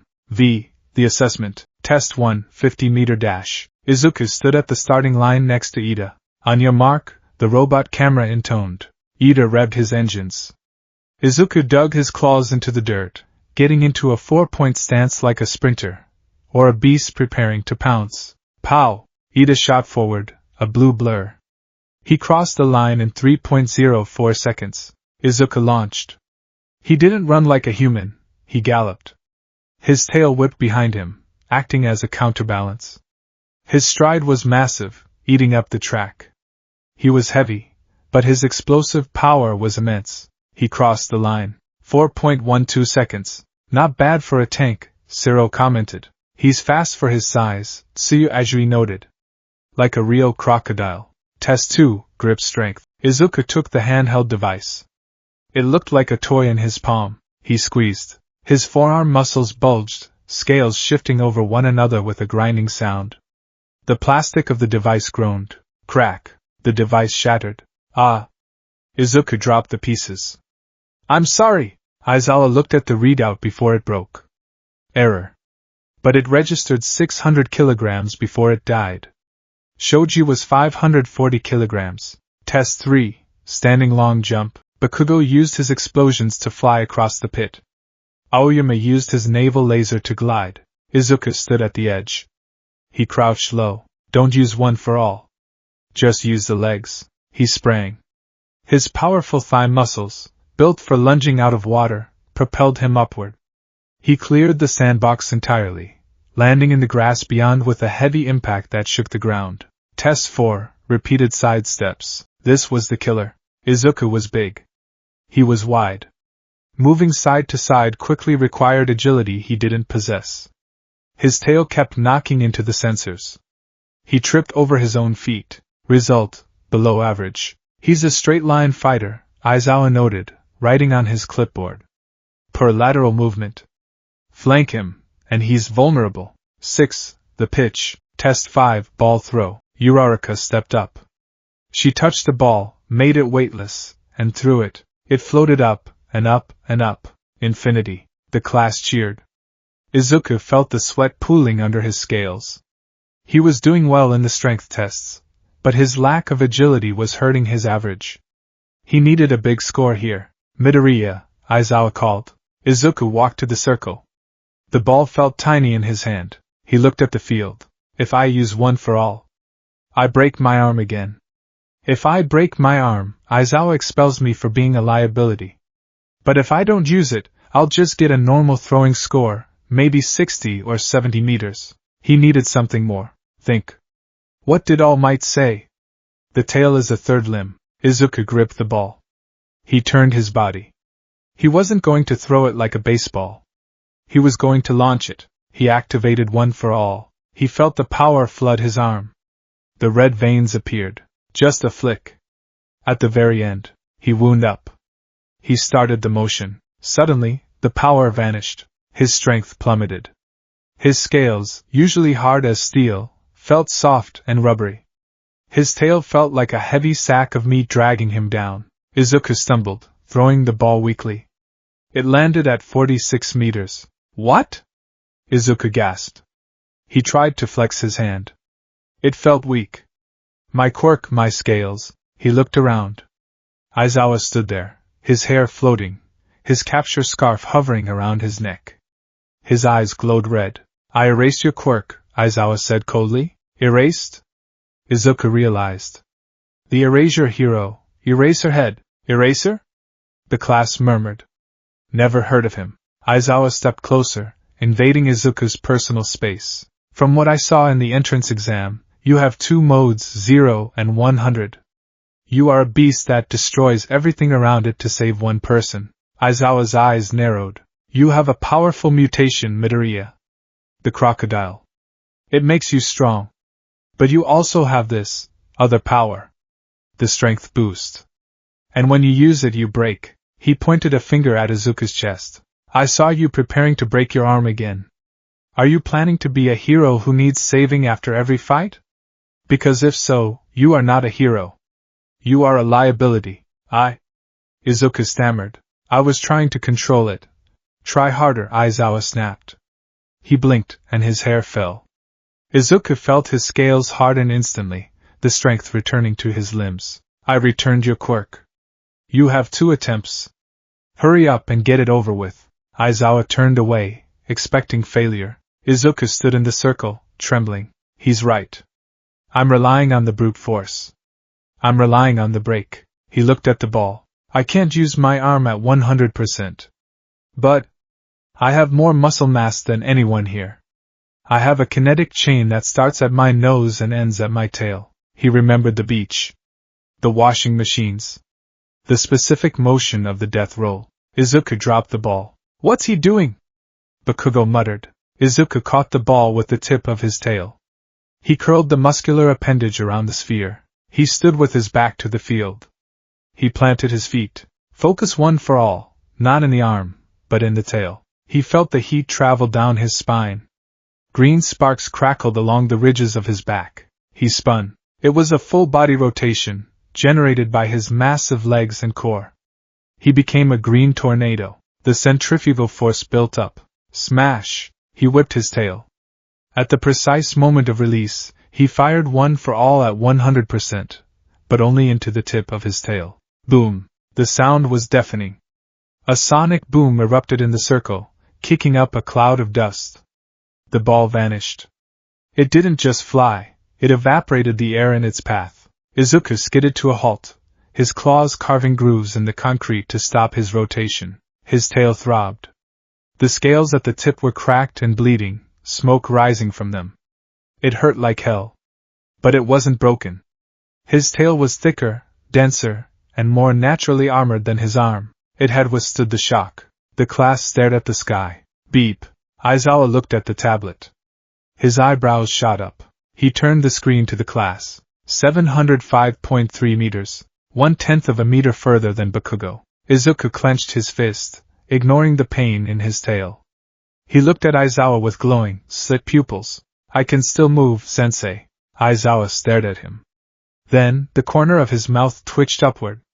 A terrifying, jagged smile. This kid. 7. Predator versus Predator. DKU. The scream ripped through the air. Bakugo launched himself from the crowd. Explosions crackled in his palms. What was that? Since when do you have a tail smash? You told me you were quirkless for years. Damn you, he was fast. He was lethal. He was aiming right for Izuku's face. Izuku flinched, raising his arms to block. Thwip. A white cloth wrapped around Bakugo's torso. It went taut, jerking him to a halt midair. Gah! Bakugo choked. These weapons are hard to handle, Aizawa muttered, holding the other end of the capture scarf. His hair was floating again. I have dry eye, damn it. Don't make me use my quirk so much. Let me go! Bakugo struggled. He lied to me. He made a fool of me. He didn't make a fool of anyone, Aizawa said, his voice flat. You assumed he was weak. That was your mistake. Aizawa reeled Bakugo in and deactivated his quirk. We're wasting time. Next, Bakugo stood there, breathing heavily.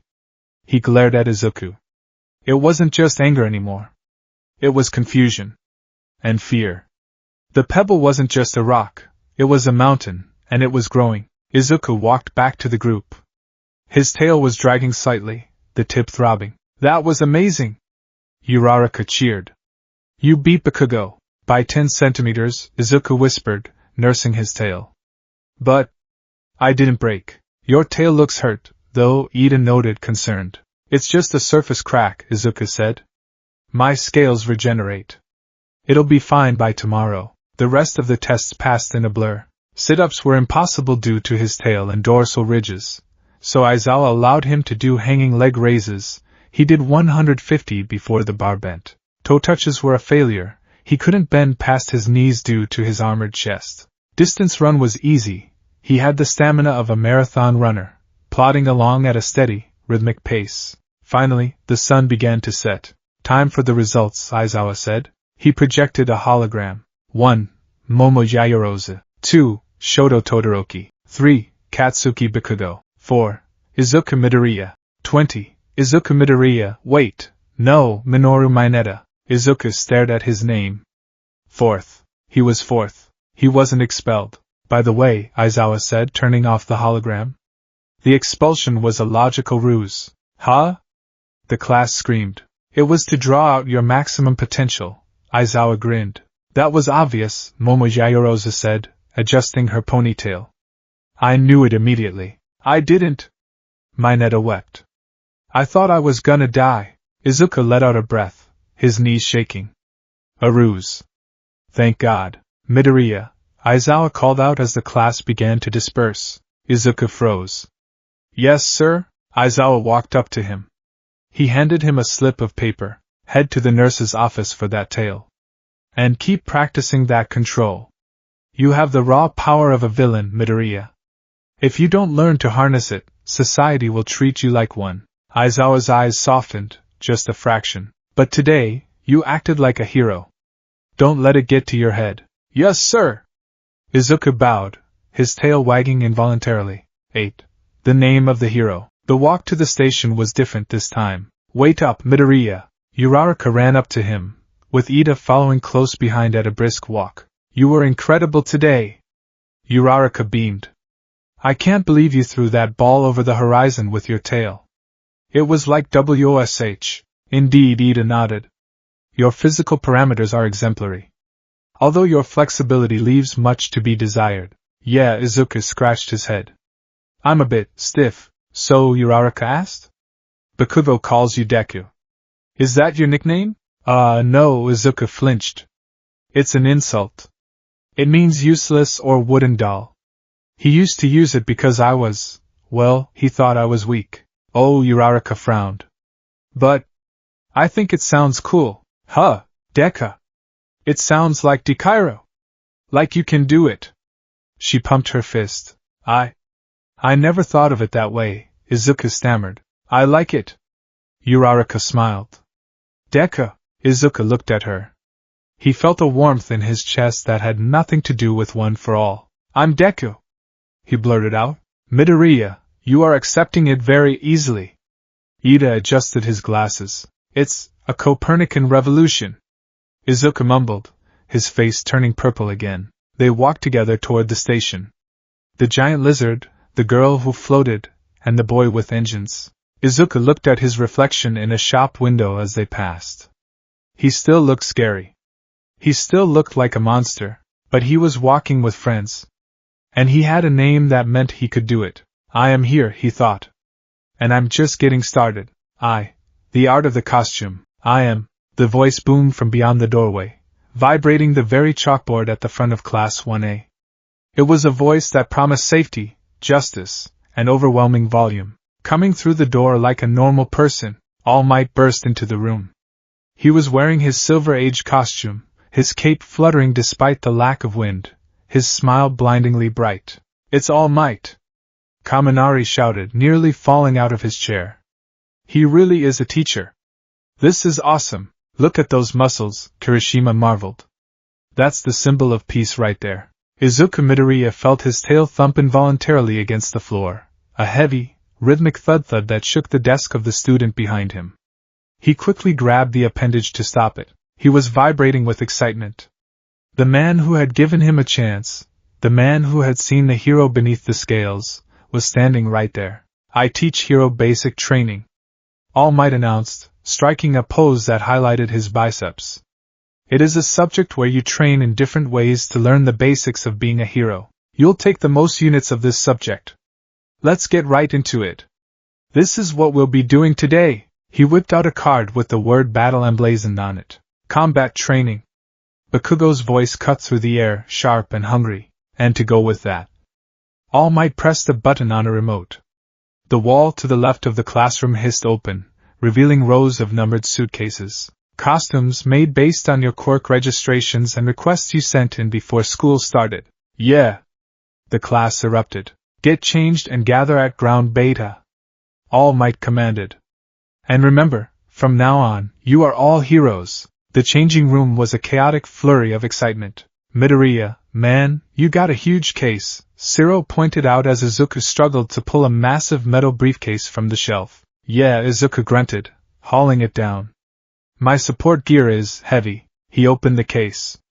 Inside lay the manifestation of his mother's love and the support company's engineering. Izuku's physiology made standard clothing difficult. He couldn't wear zippers easily. His claws tore them. He couldn't wear tight spandex. His scales would chafe and eventually shred the fabric. His costume was less of a suit and more of a harness system. He pulled on the pants first. They were made of a black, reinforced Kevlar weave, baggy enough to allow for his massive thigh muscles to expand during jumps, but tough enough to resist tearing. There was a specially designed opening for his tail, reinforced with a flexible rubber grommet to prevent chafing. He didn't wear a shirt. His upper body was already armored by nature. Instead, he wore a tactical vest, dark green with black webbing, that left his arms and upper back exposed. The vest carried pouches for nutritional supplements, high-density protein bars, and first aid kits. On his arms, he strapped heavy, weighted bracers. They weren't just for protection, they were limiters. They added weight to his punches, but also helped him regulate his momentum. Finally, the mask. It was the one part he had hesitated on. In his original sketch, he wanted a mask that smiled like All Might. But the designers had looked at his long, toothed snout and shaken their heads. The mask was a metallic jawguard. It covered the lower half of his face, hiding his terrifying teeth. It had a respirator built in for underwater operations or gas attacks. When he wore it, combined with his glowing green slit eyes and the green hood of his vest, he didn't look like a hero. He looked like a bioweapon. He stepped out of the tunnel and into the sunlight of ground beta. Whoa, Deku! Uraraka ran over to him. She looked like a futuristic astronaut in her pink and black suit. You look so cool. Like a specialized military unit, or something. Izuku rubbed the back of his neck, his claws clicking against his scales. You think? I was worried it was too menacing. Menacing is good for scaring villains. She chirped. I wish I had been more specific with mine. It's really tight. It suits you, Izuku mumbled, instantly averting his eyes to the pavement to avoid being disrespectful. Who the hell is that? Mineta whispered nearby.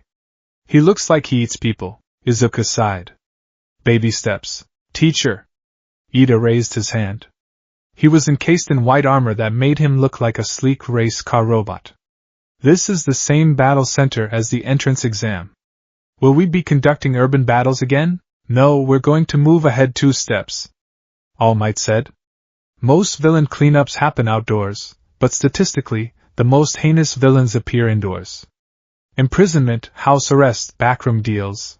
In this society, truly intelligent villains hide in the shadows. He explained the rules. Heroes versus villains. Indoor 2v2. A nuclear weapon prop. Capture the tape or touch the weapon. Now let's draw lots. Izuku watched the screen as the teams were decided. Team A, Izuku Midoriya Ochako Uraraka. Team D, Katsuki Bakugo Tenya Ida. Izuku felt a chill run down his spine. The scales on his neck stood up, rattling softly. He looked across the crowd. Bakugo was already looking at him. Bakugo's costume was explosive, literally. Huge grenade gauntlets, black tank top, jagged explosions in his hair. But it was his eyes that were the most dangerous thing about him. They were locked onto Izuku with a mix of fury and predatory anticipation. It had to be him, Izuku whispered. Bakugo. Uraraka noticed the tension. He's the one who bullies you, right? It's more complicated than that, Izuku said, his voice dropping to a low rumble. He doesn't just bully me. He hates me. Because I exist. Because I'm big. And because... I think he's scared. Scared of you? Scared that I might be better than him. 2. The setup. The building was a 5-story concrete shell. The weapon was on the 5th floor. Ida and Bakugo were the villains. Izuku and Uraraka were the heroes. Inside the weapon room, Ida was tapping on the papier-mâché bomb. This is very poorly constructed. But we must treat it with the utmost seriousness. Bakugo, we should barricade the door and... Shut up, Bakugo growled. He was pacing near the door.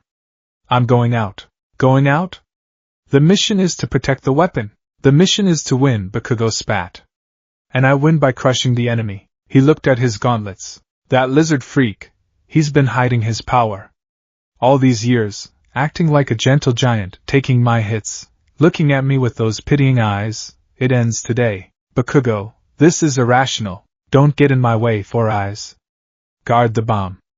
I'm going hunting. Bakugo kicked the door open and stormed into the hallway. Outside, All Might's voice crackled over the speakers. Hero team, enter. Izuku and Uraraka slipped through a window on the 1st floor.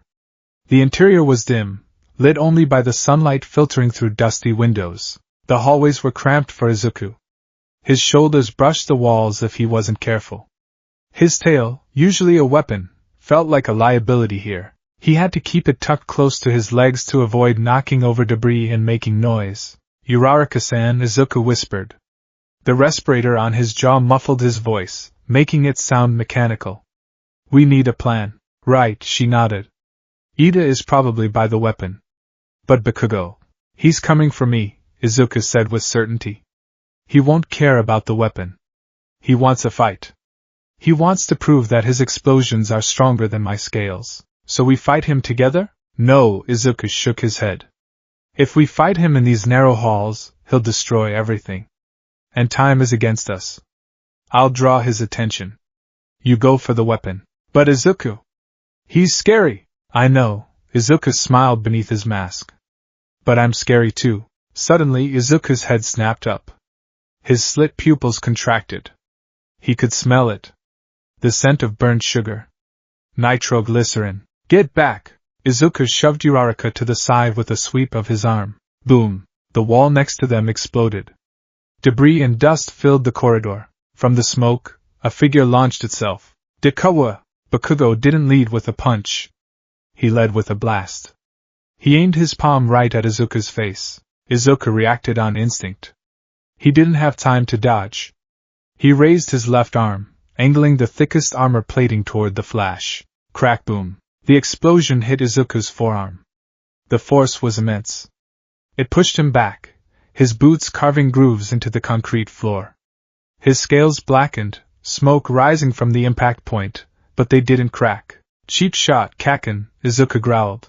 Bakugo landed in a crouch, smoke curling from his palms. He grinned, a manic, wild expression. You didn't break, Bakugo laughed. Good. It wouldn't be fun if you broke on the first hit. Uraraka, go! Izuku yelled, not taking his eyes off Bakugo. Uraraka hesitated, then nodded. Don't die, Deku! She touched herself, floated, and ran toward the stairs. Bakugo made a move to intercept her. Oh no you don't! Izuku lunged. He was surprisingly fast for his size. He grabbed a concrete pillar and ripped a chunk out of it, throwing it at Bakugo. Bakugo blasted the rock to dust midair. You think a rock can stop me? No, Izuku said, standing in the middle of the hallway, blocking the path. He spread his arms, his claws gleaming in the dim light. But I can. Bakugo stopped. He turned fully toward Izuku. Finally, Bakugo sneered. Finally, you stop pretending.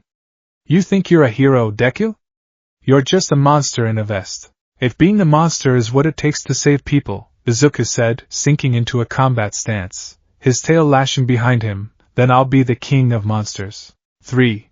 The immovable object versus the unstoppable force. The fight began with a scream. Bakugo used his explosions to propel himself forward, moving faster than the eye could track. He was a human missile. Right hook. Izuku blocked it with his shoulder. The explosion scorched his vest. Left hook. Izuku caught Bakugo's wrist. Gotcha. Die. Bakugo triggered an explosion while Izuku was holding him. The blast occurred between their bodies. The force blew them apart.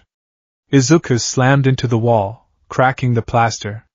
Bakugo tumbled backward, flipping and landing on his feet. Izuku looked at his hand. The palm was burned, the softer skin between the scales blistering. It hurt. He's strong, Izuku analyzed. He's not just blasting randomly.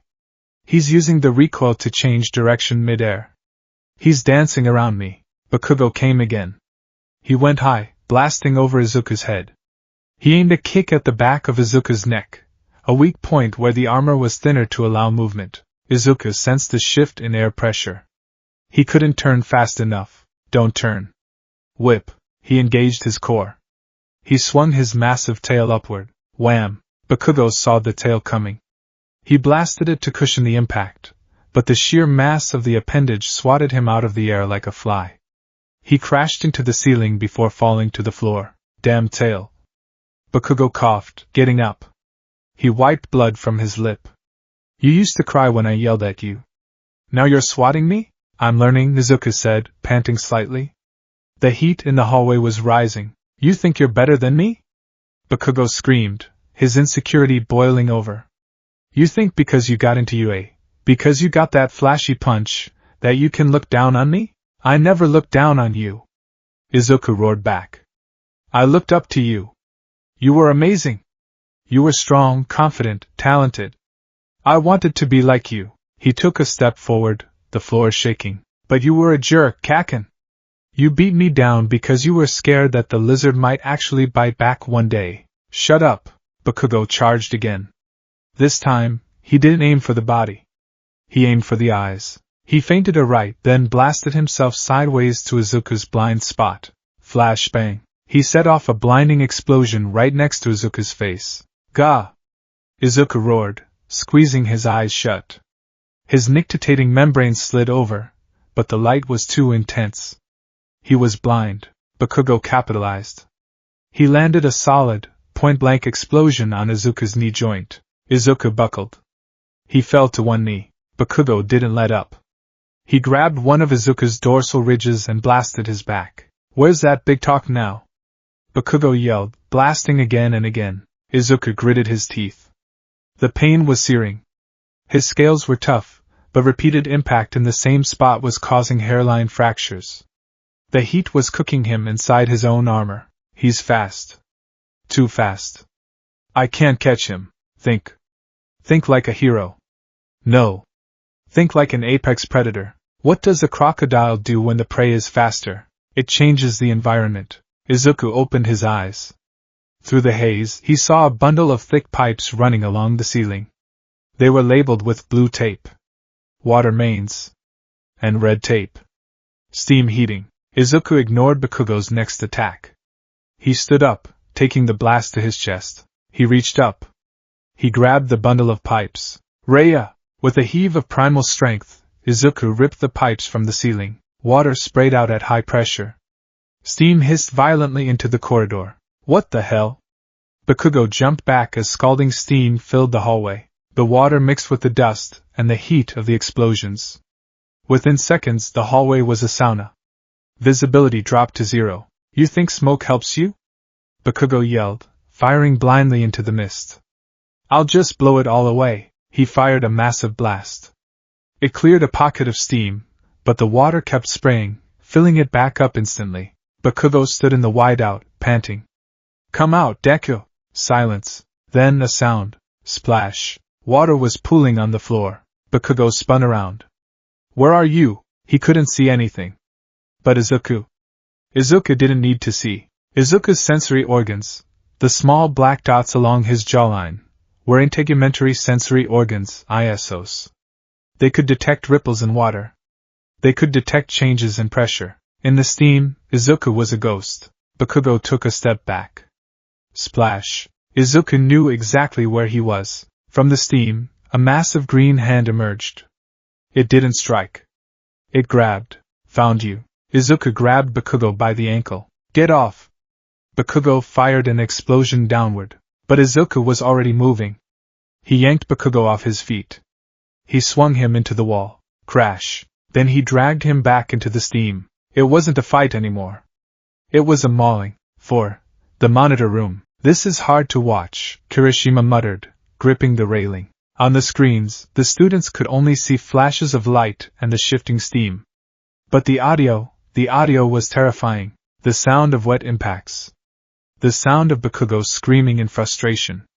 The low, guttural growls of Izuku. Midoriya is hunting him, Tokoyami observed. He turned the battlefield into a swamp. Bakugo is strong, Yaoyorozu noted. But Midoriya has completely negated his mobility advantage. In a confined, low-visibility environment, a sensory-based fighter wins every time. Is he going to kill him? Uraraka whispered, watching her own monitor where she was hiding from Ida. No, All Might said. He was leaning close to the screen, his fists clenched. He isn't biting. He isn't using his claws to slash. He's throwing him. He's grappling. He is holding back the lethal force. But barely. Young Midoriya, All Might thought. The beast is awake. Don't let it drive. The gauntlet. Bakugo rolled across the wet concrete, coughing. He was soaked. His tank top was torn. He was bruised, bleeding from a cut on his forehead. He scrambled to his feet, backing away until he hit a wall. The steam was thinning slightly as the water pressure dropped. At the other end of the hall, a silhouette emerged. Izuku walked forward on two legs, but his posture was hunched, predatory. His eyes glowed like lanterns in the mist. His vest was shredded, revealing the massive, heaving muscles of his chest. Give up, Kaken, Izuku rumbled. You can't win this. Shut up.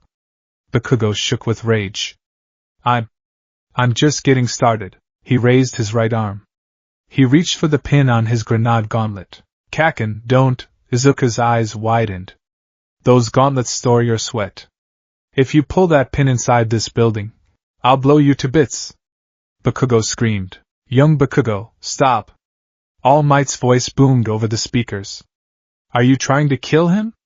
If you use that indoors, the structural integrity will fail. You will be disqualified. He won't die if he dodges. Bakugo yelled back, his finger hooked on the pin. He looked at Izuku. He saw the monster that had overshadowed his life. The pebble that became a boulder. Eat this. He pulled the pin. Boom. It wasn't an explosion. It was a calamity. A torrent of fire and force erupted from the gauntlet. The blast wave obliterated the walls of the hallway. It vaporized the water. It tore through the concrete like it was paper. The beam of destruction swallowed Izuku whole. DKU. Uraraka screamed over the comms. The building groaned. Dust rained down. The blast punched a hole through the side of the school, venting into the outside air. Bakugo stood there, his arm thrown back by the recoil, panting maniacally. Got him. The smoke swirled in the hole where the hallway used to be. The floor was molten slag. I won. Step. Crunch. From the smoke, a figure walked. It was charred black. The tactical vest was gone, burned to ash. The pants were tattered remains, but the figure was standing. Izuku Midoriya emerged from the fire. He was smoking. His scales were no longer green. They were a dull, scorched gray.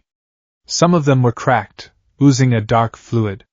He was bleeding from his nose and mouth, but he was standing. He had crossed his arms in an X block over his chest. He had angled his body, used his densest armor, and reinforced it with a 5% pulse of 1 for all at the last second to keep his bones from shattering. He lowered his arms. His skin sizzled as the air hit the burns. He looked at Bakugo. For the first time, Bakugo felt true terror. Not anger. Not annoyance.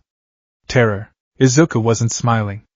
He wasn't crying. His face was a mask of cold, reptilian fury. You could have killed Uraraka, Izuku said.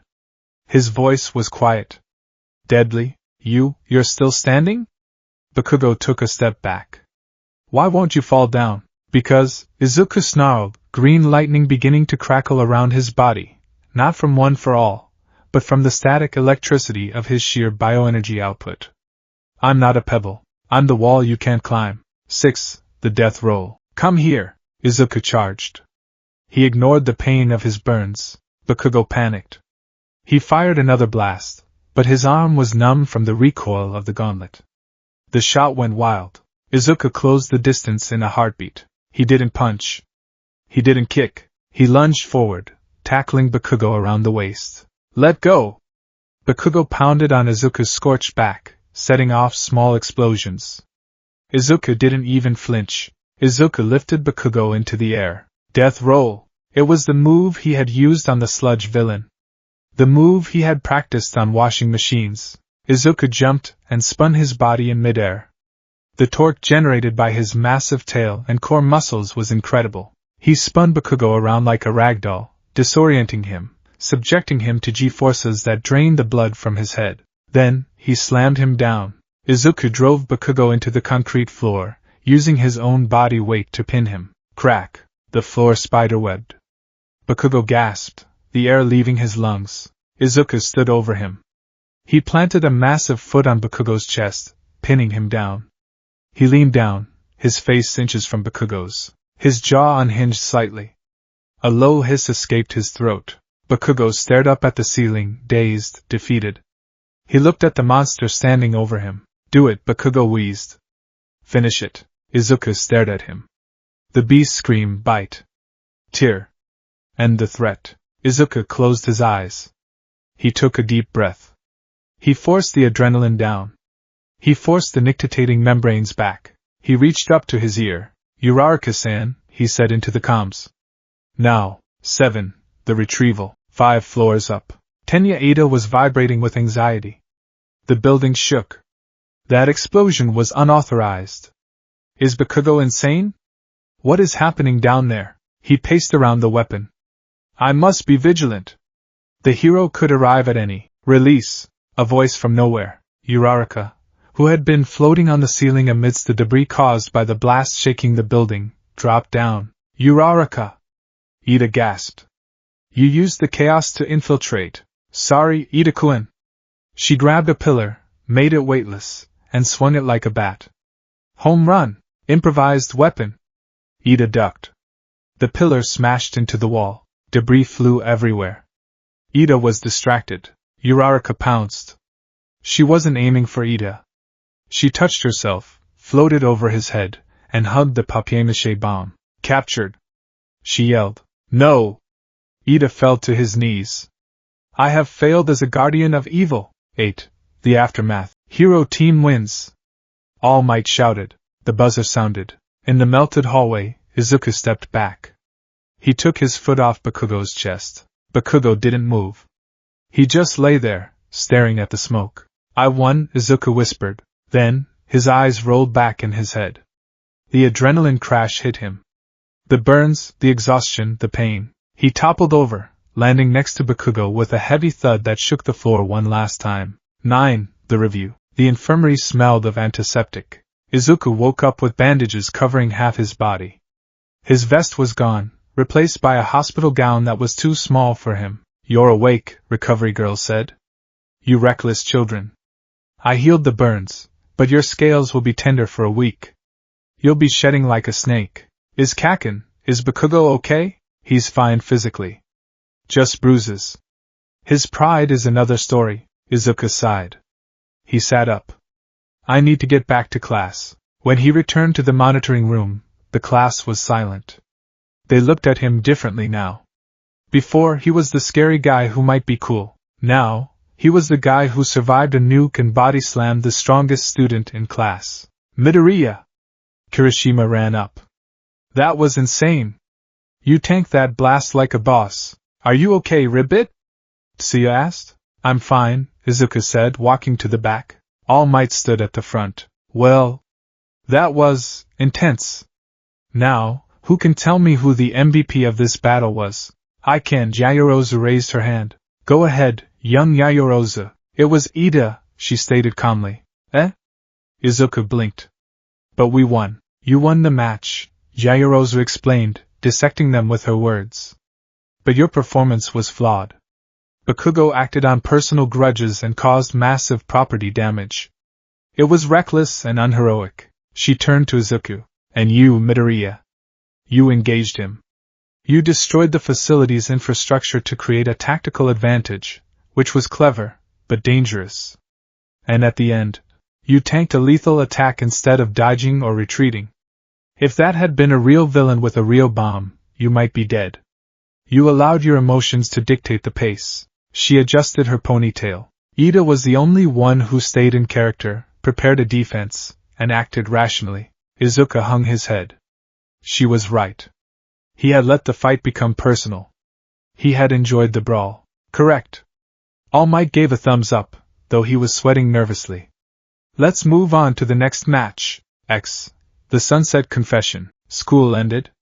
The sun bathed the campus in orange light. Izuku walked toward the gate, his arm bandaged. Deku! He stopped. He knew who it was. Bakugo stood near the gate. He wasn't slouching. He was trembling. Kaken? Don't talk to me, Bakugo hissed. I watched the video. That girl. Ponytail, she was right. I was an idiot. I lost the fight, and I lost the war. He looked up. His eyes were red. You beat me. You were stronger. You were faster in the steam. You read me like a book. Bakugo clenched his fists. But don't think this changes anything. I'm just starting. I'm going to work harder than you. I'm going to crush you next time. I'm going to be number one. You hear me? He turned around, tears streaming down his face, and marched away. Izuku watched him go. I know you will, Kaken, Izuku whispered. Suddenly, All Might rushed out from behind a corner. Young Midoriya, All Might? Were you listening? I just wanted to walk you home.